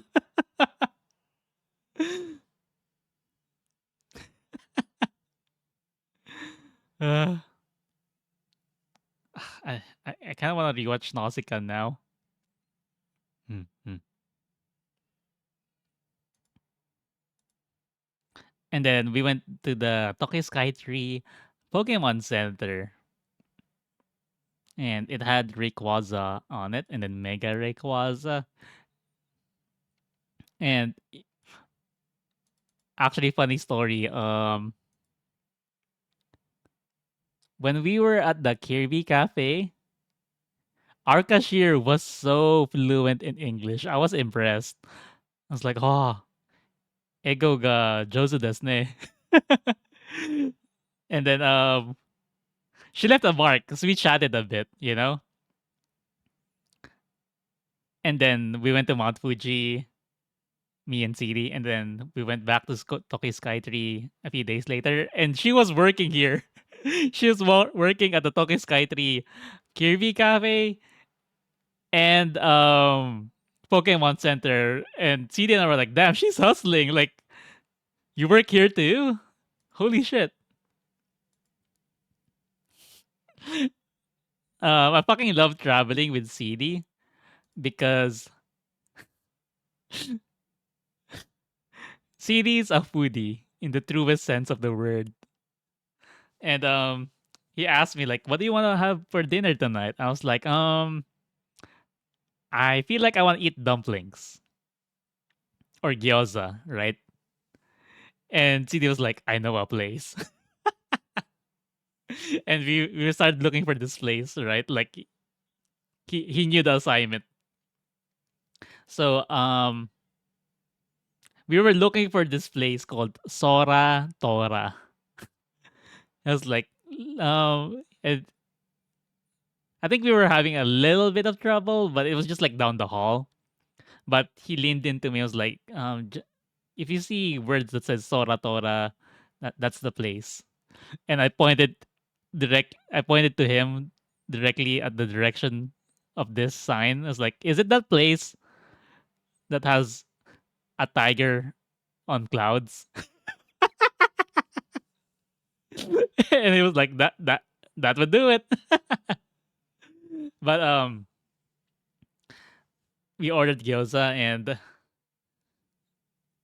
damn, I did not expect them to do this, but they have they're famous for their banana sized gyoza.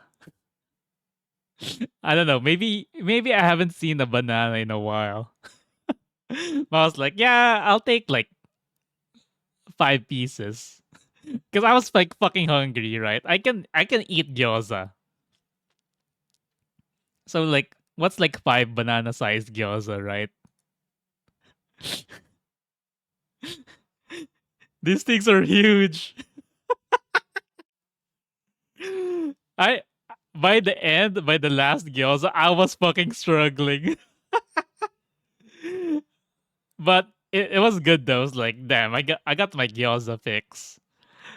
But these were fucking huge. Like I put my hand there for scale. But yeah.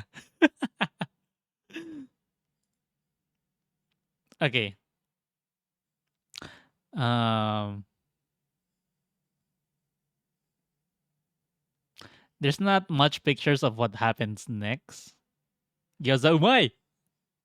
So desu. Oh, one more thing.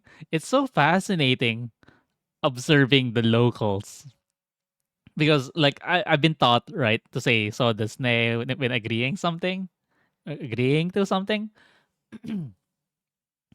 But when I see like the locals get excited about something and they agree, like really agree on something, they won't say so this night. They'd go like nah nah nah nah like nah nah nah nah. I'm like, oh, like I can feel the excitement in what they're talking about.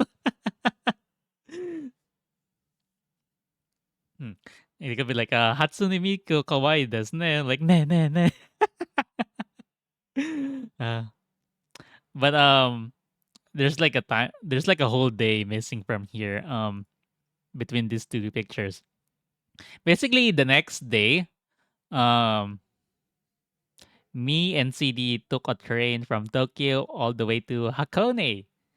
And by the time we reached Hakone, we were just tired and we just do I have pictures of that place?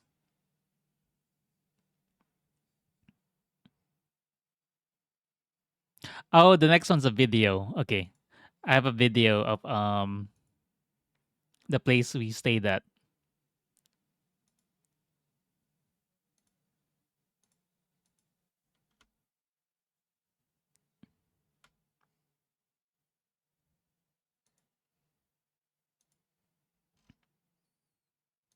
I think this was called Hakone Airu, but it had an outdoor onsen, which sounded risky, but it was fine.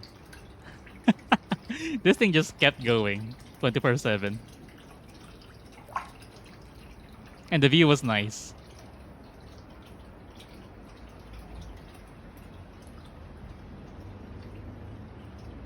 And I'm pretty sure that building's abandoned right over there.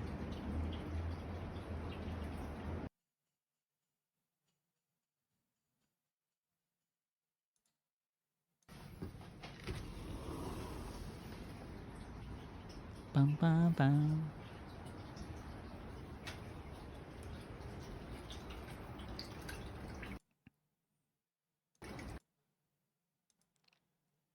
But yeah, so we just arrived here and we were so tired from traveling that we just stayed. Well, I stayed the whole day um at the ryokan over here. But it's so funny because so there's this private onsen here at our room, but there's also public onsen where anyone can use, where groups of people can use at what you call it at the bottom floor. And CD was like, "I'm gonna try that." I'm like, "Okay, have fun." I'm gonna try the one here, and so he left to go down, and I was getting ready to soak in this one, and then when I was getting ready, like I'm putting aside the towels, right? I see the extra one for CD. I was like, that motherfucker forgot his towel. So I got it out. And then surely enough he came back, like, hey, I forgot my, and then I just give it to him, like, your towel, like, yep. Like, thank you. Then he went back down. And we actually spent like this was uncoordinated, but we actually spent the good same amount of time in the onsen. Like by the time I was like good, I got out and got dressed. Like a few minutes after that, he came back and all onsen up. And after that, we spent the night. We spent the night watching anime on TV. And this is not like Crunchyroll or some shit. We legit watched anime on national TV. So there's no subtitles, but it was a show. It was a rerun of the rerun episode where where Fern was trying to get the bird during the test. So it was so fucking funny how we were watching it and we were like, oh, they're saying this during this line, during this scene, and then oh, Fern's gonna show up here, and then he's gonna ask like, what did you do to my comrade? And Fern's like, I killed her. Like, oh.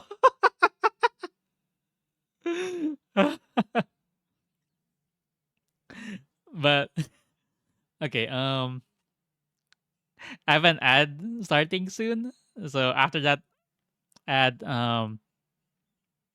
I'll tell the next part of the story or the day. Um, I'm gonna go and grab some water. I'm actually running out now. Um, while it's not starting yet though, I think I'll start the story actually. So the next morning, the next morning is actually super fucking funny because spending time with me, I think CD started learning about me as a person, and I'm someone who sometimes does not eat. So in the morning, we have to go to this place. We have to go to this place, right? And he was like, while we were walking down, he asked me. I think I think I think he structured the question wrong. He asked me like, "Do you want to eat breakfast?" To which I told him like, "Oh, I'm good. Like I can skip breakfast and just keep going. I don't feel hungry yet." And then he looked at me like, and then I saw the look he gave me. Like he looked at me like I was some sort of madman. Like he looked at me like he couldn't believe the words coming out of my mouth. And that's when I figured it out. Like he's not really asking me where if I want to eat breakfast. He's telling me to eat breakfast. He should have just like, let's eat here. And I'm like, okay.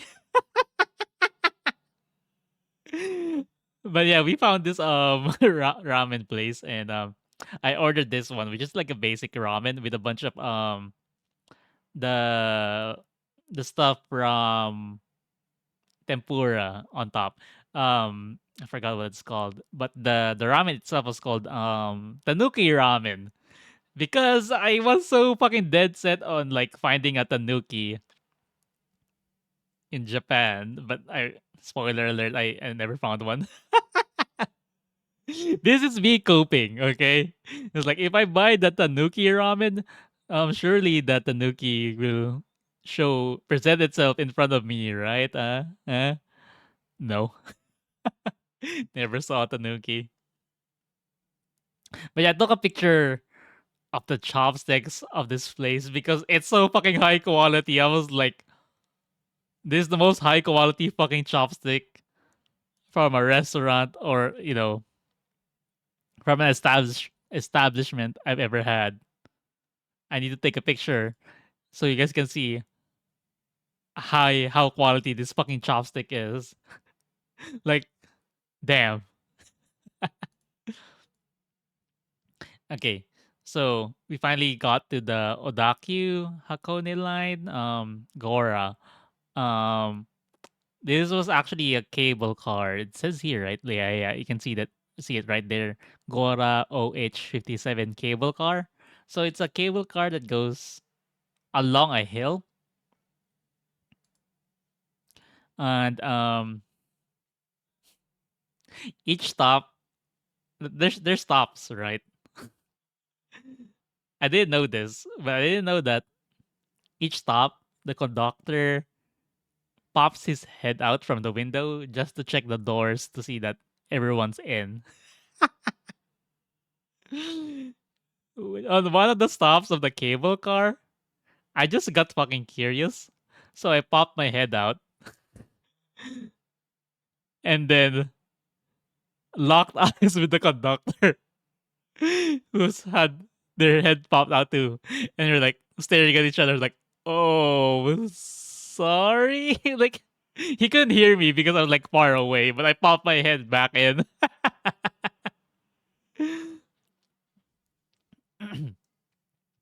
But we were going to the sulfur place.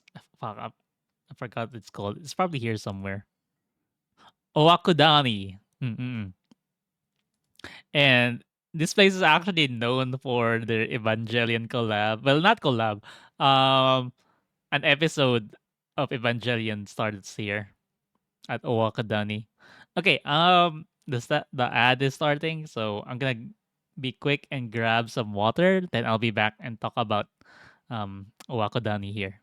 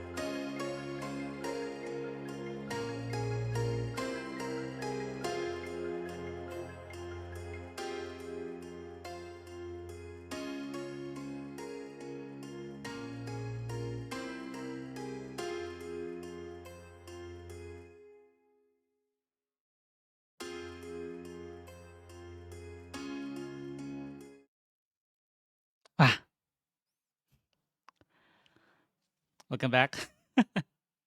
Sorry that took longer than expected. Actually got some Rice crispy square snacks here.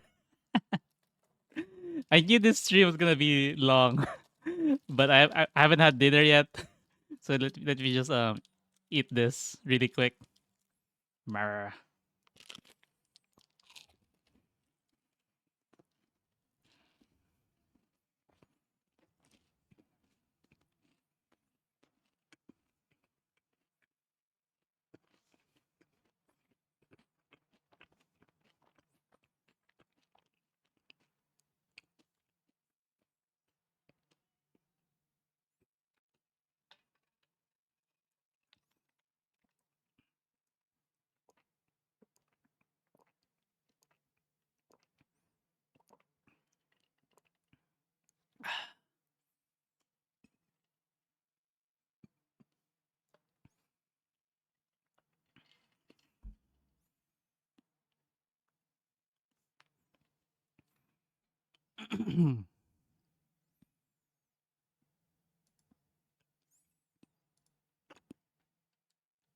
Okay, Owakudani is known for their sulfur mountains, and I actually have a video for this one too.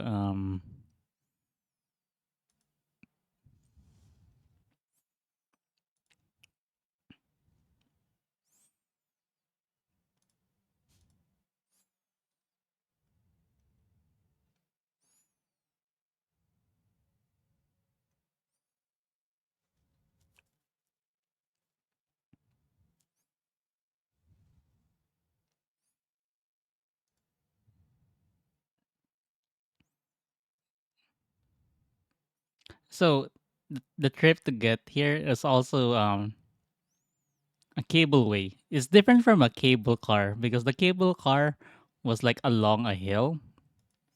This one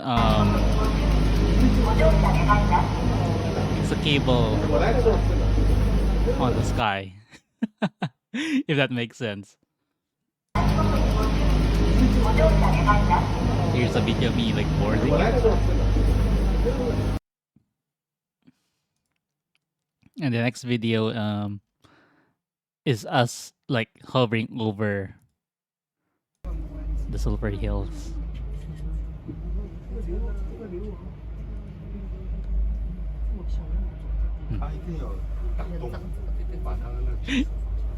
Like it's amazing, don't get me wrong. But you can tell it because of all the sulfur, it starts smelling like rotten eggs.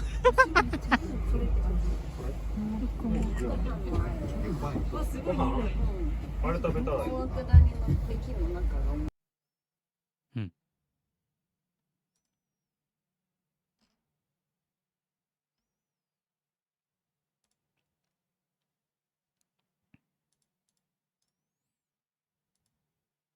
And like I said, Wakadani is famous for that one episode of Evangelion.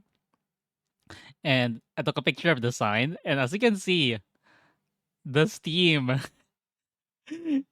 from the sulfur vents, it will eventually like cover the whole mountain, as you can see. But Wakadani is also famous for their black eggs, where cooked in the sulfur vents. Um, so much so that they have like black egg stools just lined up places.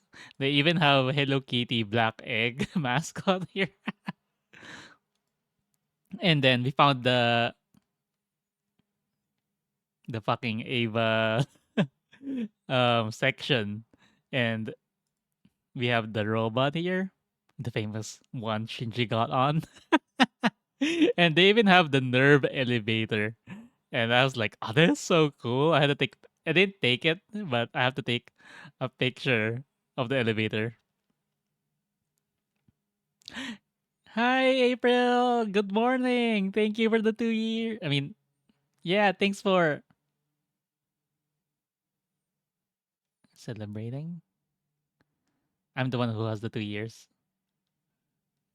What's the word? My brain's stopping, not working anymore. Thanks for the greeting.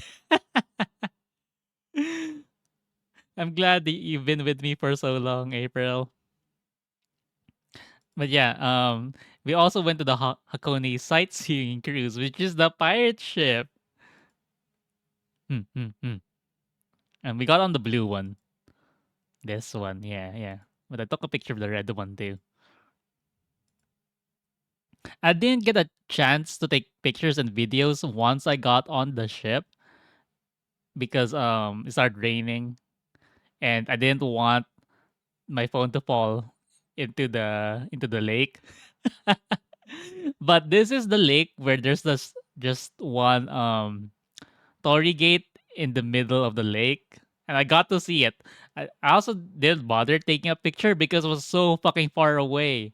Um, Next time I might try to get closer, but I saw it, and during this time, CD and I actually split up. Like he was at like the other part of the boat, and when we got off and met each other again, I was like, "Did you see the torii gate in the middle of the lake?" He was like, "No." I was like, "You didn't see it? It was so cool." And then we were only at Hakone for 2 days, one night. So the day we got in, like I told you, we were tired. We were tired. We just stayed at the ryokan, and day two, we did this, and then we immediately checked out. In the morning, we checked out of the ryokan, and then I had our bags, our luggage, like in a locker by the train station, so that once we're done with this trip, we just went straight to the train station, got our bags out of the locker, and then we were like going to board our train, and then I had to stop dead in my tracks because I saw a vending machine that had Yakult, like a bottle of Yakult. I was like,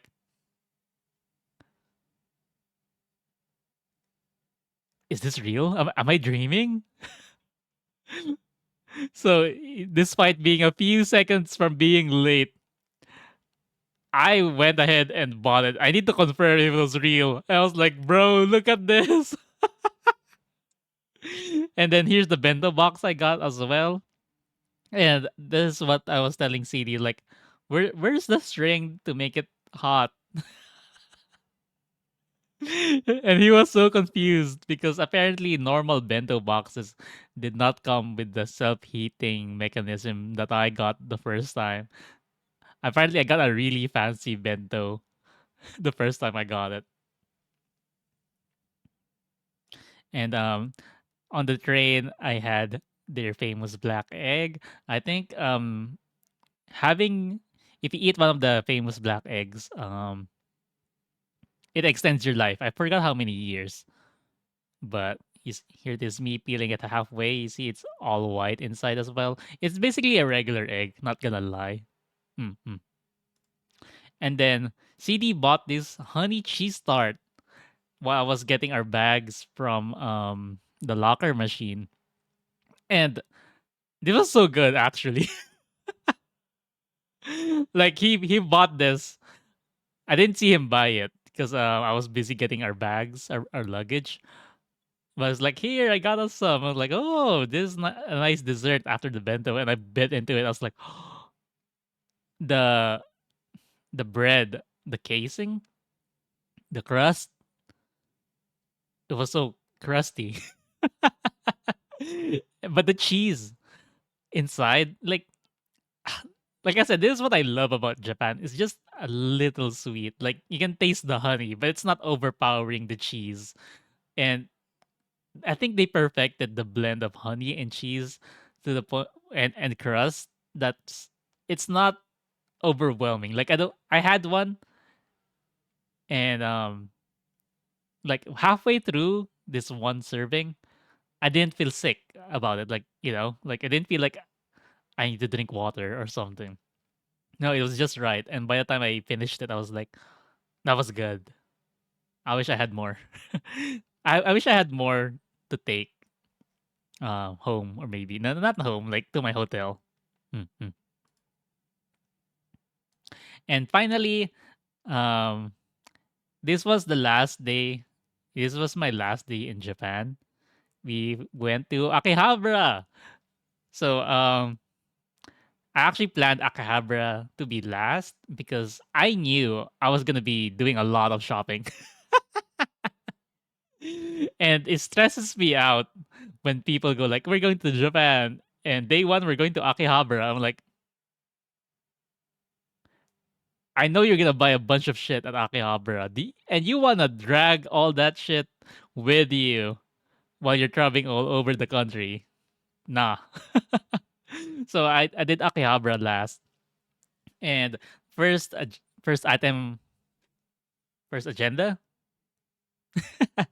first item on the agenda is going to the Final Fantasy Cafe, the Final Fantasy 14 Cafe. So Ty, if you're still here, this was so good.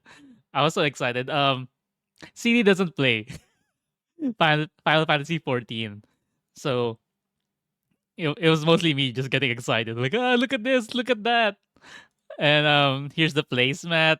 And I remember I was actually live sharing this, not live tweeting, but I was live sharing on the friend Discord to my friends, like left, like I'm at the Yorza Cafe, and then they gave us the buns to start with. So the fat cat meat bun, and the fat chocobo custard bun. He should play, but instead he plays gotcha games. I know. Shaking my head.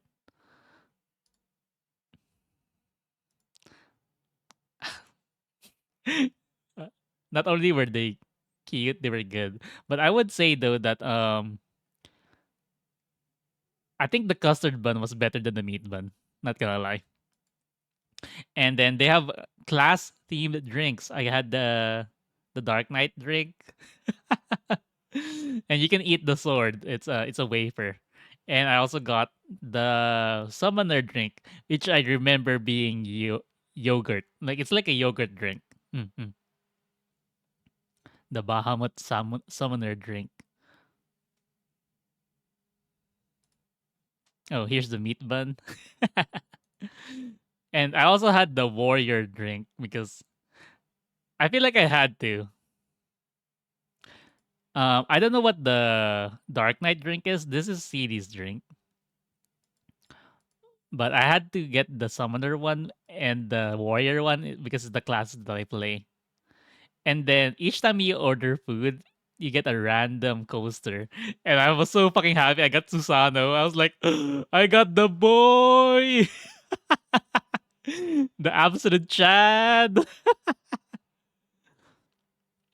And I ordered the fries. This was this dish was fucking heavy. It's French fries on a baked potato with mashed potato. Like visually, it looks nice because he's doing the shiny thing, right? But at the same time, it's a good representation of what the character is because he was fat before this. So like, don't get me wrong, I fucking love potatoes, but this is like potato apocalypse. Uh, but I haven't had fries in a while, so thinking about it, um, I would like to have some fries now. Mhm. And I got the Estinian lamb chops with the star dive, which is fun fact. The star dive is also potato. Yeah, this day I had my fill of potatoes. It's a spiral potato. Mhm. My music's crunching for some reason.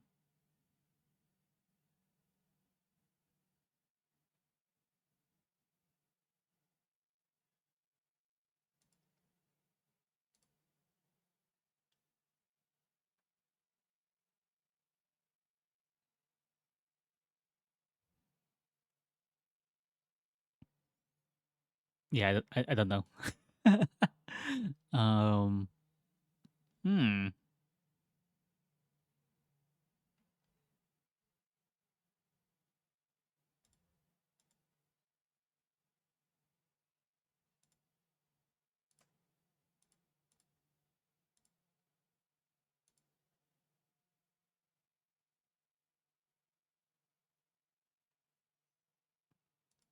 Yeah, I don't know how to fix this issue.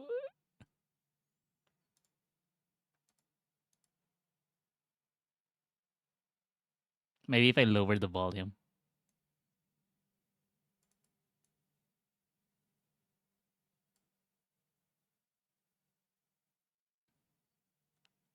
But yeah, at the Eorzea Cafe, they had a board where people can leave notes, like saying thank you and stuff. And where is it? Where is it?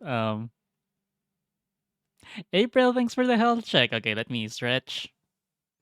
Mm, mm, mm. Ugh. You know what? Let me have a Rice Krispie square. I'm totally gonna get like maybe a heavy dinner after this. Um,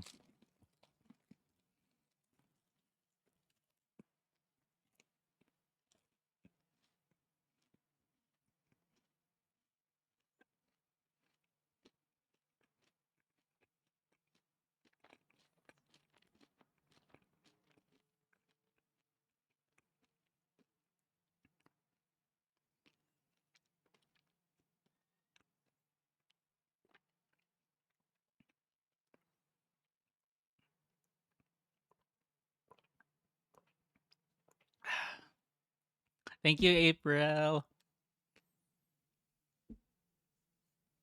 But yeah, I brought a Polaroid printer with me. So I printed my character in Final Fantasy, my bunny boy, and wrote a thank you note on the cafe. Oh, yeah, there he is.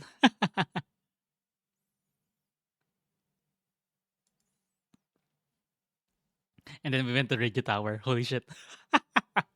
I keep fucking telling CD to watch Steins Gate because of the significance of this place.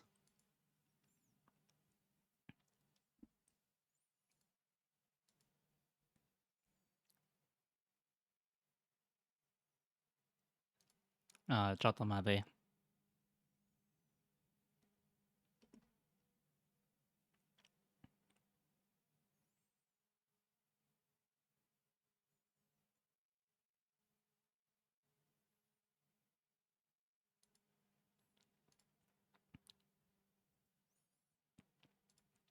So we also went to Super Potato, which is a store famous for selling retro games.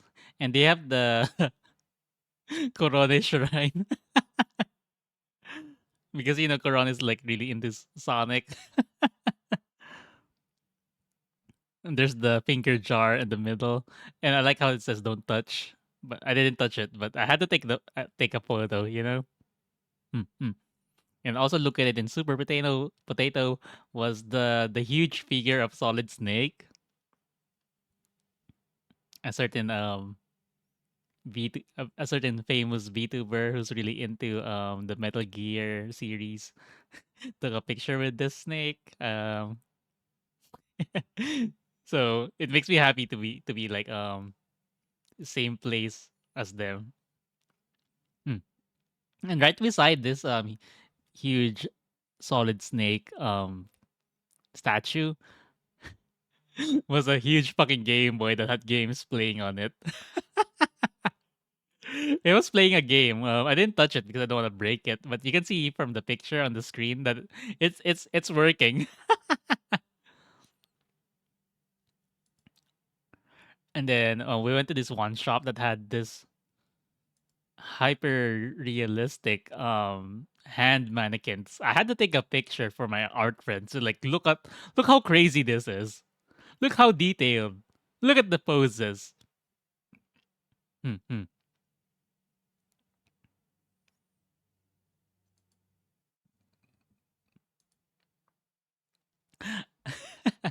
While looking around Akihabara, I found this Eurocamp gacha machine, right? And I actually made a friend over this gacha machine because I spent like a good fucking amount of time trying to get Rin and Nadeshko, and some dude was like, "Hey, bro," like in English. It was like, who you trying to get? Oh, I'm trying to get Rin. Like, oh yeah, you know what? Me too. But I have like 3 copies of the person with the glasses. Like, if you have any extra, do you want to trade? I was like, yeah, sure. I have two pieces of Nadeshko, the one with the pink hair. Like, do you want her? Do you have her? It's like, oh, I don't have that one yet. And this is so funny. Apparently, CD has a gachapon rule, and I have a gachapon rule as well. CD's gachapon rule is if he gets a dupe on the same machine, like if he gets glasses girl twice, he needs to move on to a different machine. My my rule, like we did not talk about this, okay? It just so happened to coincide. My rule is if someone rolls a double, like someone else like CD, for example, rolls 2 glasses girls, my rule is that the next roll has to be me. If someone gets a dupe on a machine, the next roll has to be me. What happens if you get glasses on the next one though? So here's the thing. So CD got glasses twice, and so it's like, okay, I need to change machines. So like, okay, my rule, I have to go after someone who gets a dupe, and I fucking get Rin, and they were like, oh, you got the girls, like I got her. This has happened so many times. It's so fucking funny. Um, CD would roll on a Gasha machine and get a dupe, and I'm like, okay, I'll roll on that machine too, and I'll get the one he's looking for.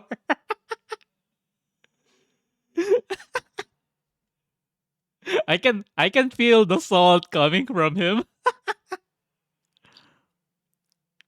I don't know. I think if you gotcha long enough, you start making your own rituals that only make sense to you. But hey, mine's working.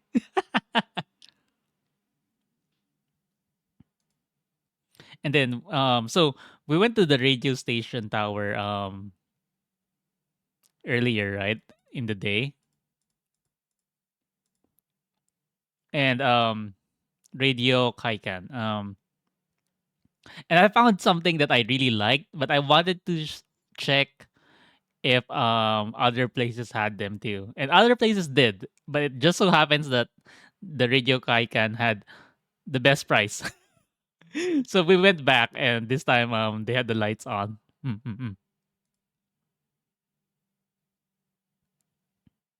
Um,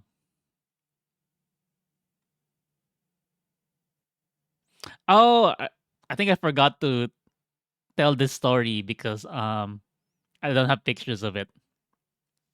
But the night that we went to Tokyo Sky Tree, um, CD treated me to yakitori, which is grilled chicken skewers, right?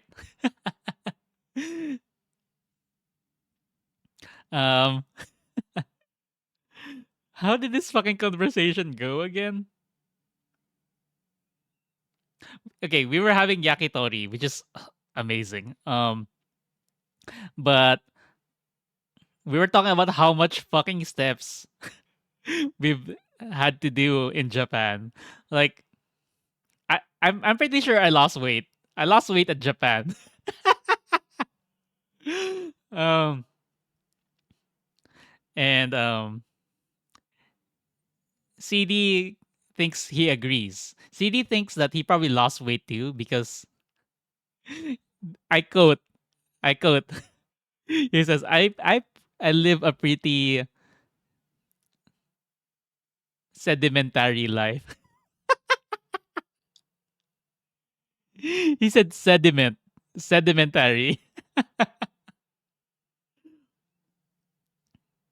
And I just laughed at him. I was like, haha, is it because you rock? And he looked at me so confused. And I'm like, what are you talking about? I was like, oh my god, he meant it. He meant it. He meant to say he lives a sedimentary life. I was like, bro, it's sedentary. You live a sedimentary life. You don't live a sedimentary life like the rock. It was like, no. That's not how the saying goes. It's sedimentary and like, bro, g- Google it.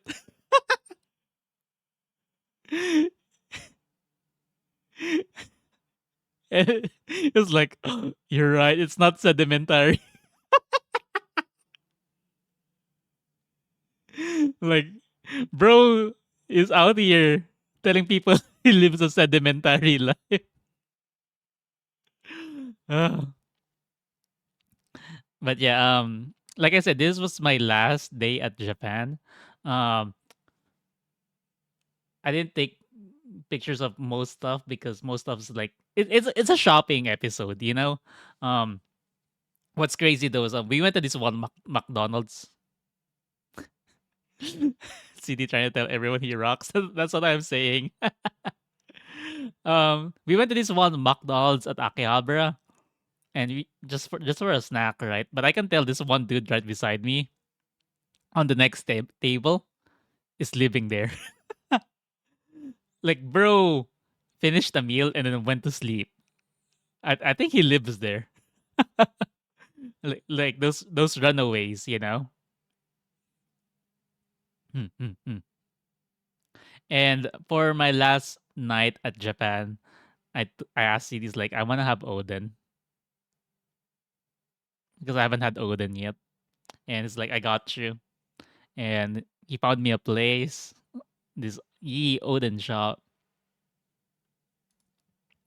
Odenya Takeshi. Hmm, hmm. And here's my order. I got beef tongue, some cognac noodles, some tofu, and some radish. Mm.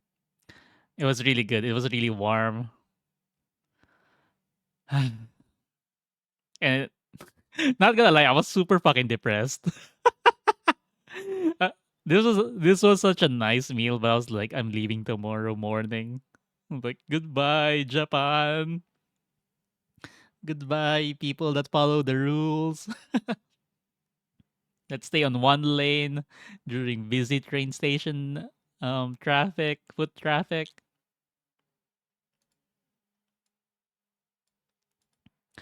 But yeah, this was my last meal in Japan, which is humble. I like it. It was it was delicious, not gonna lie. Like, I don't know. I think there's like some symbolism in there, but I just can't fucking think of it now. But I just know that I liked it. Mm. And as depressed I was leaving Japan, I board my plane. Wait, no, I don't board my plane, but here you go. I see my plane pull up, and I'm like, hold up, hold the fuck up. Am I taking the Pokemon airplane off Japan? I was like, I'm still fucking depressed. I'm leaving Japan, but the Pokemon train. Let's fucking go, right? Yes, best send off. I was like, I'm so fucking depressed, but I can't think of a better way to send me off than in the Pokemon plane. And I got in, and this was the seats, and they're playing Elite Four music. They're playing Elite Four music, right? I was like, bro, not gonna lie, I felt like crying. I felt like crying. I was like, this is my goodbye. And then um when we were landing, the flight attendant started handing out these envelopes. I was like, thanks for flying with us. Here's an envelope. I was like, huh? What what for? So I just opened it on the spot because I didn't know what was inside. It's a fake boarding pass with a wooden Pokemon charm with Pilot Pikachu on it. I was like, bro, I'll take it. And it has the plane, like the design of the plane on the fake boarding pass. Best send off. Uh,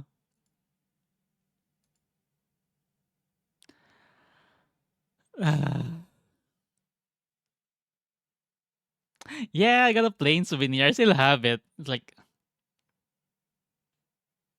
I I need to go back to Japan. Mm-hmm. Um, someday, definitely with more friends. Mm-hmm. But yeah, that was my Japan trip. I had so much fun. Sorry I didn't stream during that whole time. But honestly, I fucking needed this. Not gonna lie. Like it added more color to my life.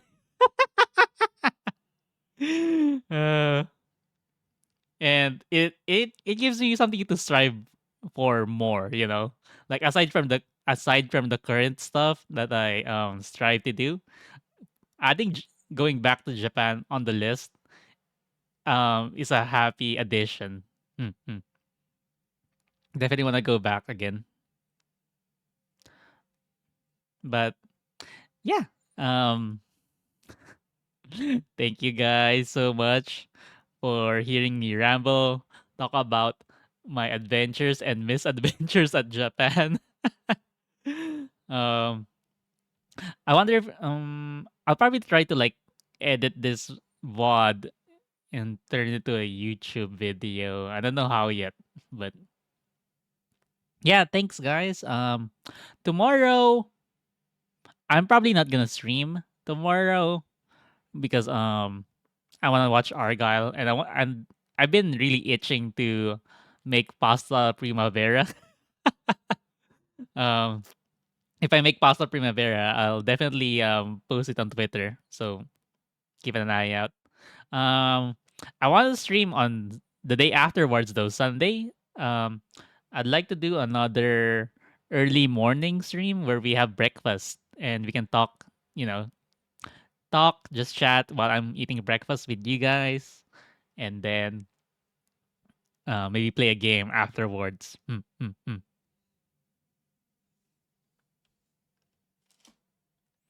Okay, let me see who we can raid.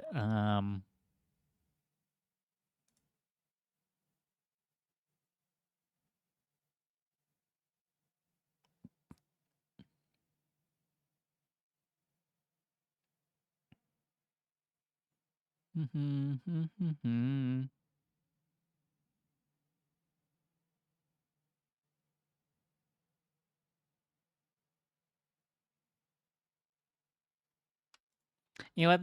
Let's raid Merp. Um, he's he's starting to play Fallout 76, and yeah. Have you guys seen the Fallout TV show yet? I binged it like a few days ago. I love it. I never played Fallout though, but maybe I'll start. Maybe you know what? That's Murph is probably starting to play Fallout because he also saw the TV show. I bet.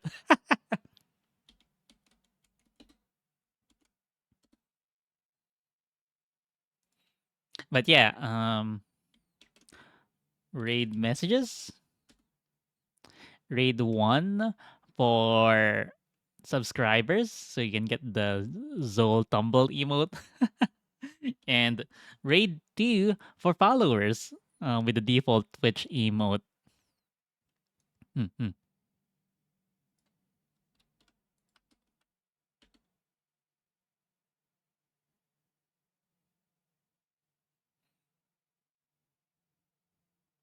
But yeah, thanks again, guys.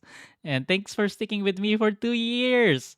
I'm really enjoying streaming. And I do have projects going on. But like I said, it takes a while to make them. But when it's ready, I hope you guys really like it. Yeah, 2 years of streaming. I'm gonna keep doing it. I like it. And meeting you guys have been really good. Like I'm glad I get to meet people like you guys, to have you guys as my viewers. But yeah, I'm running out of time before the raid. Thank you. See you guys 2 days from now, hopefully. Bye.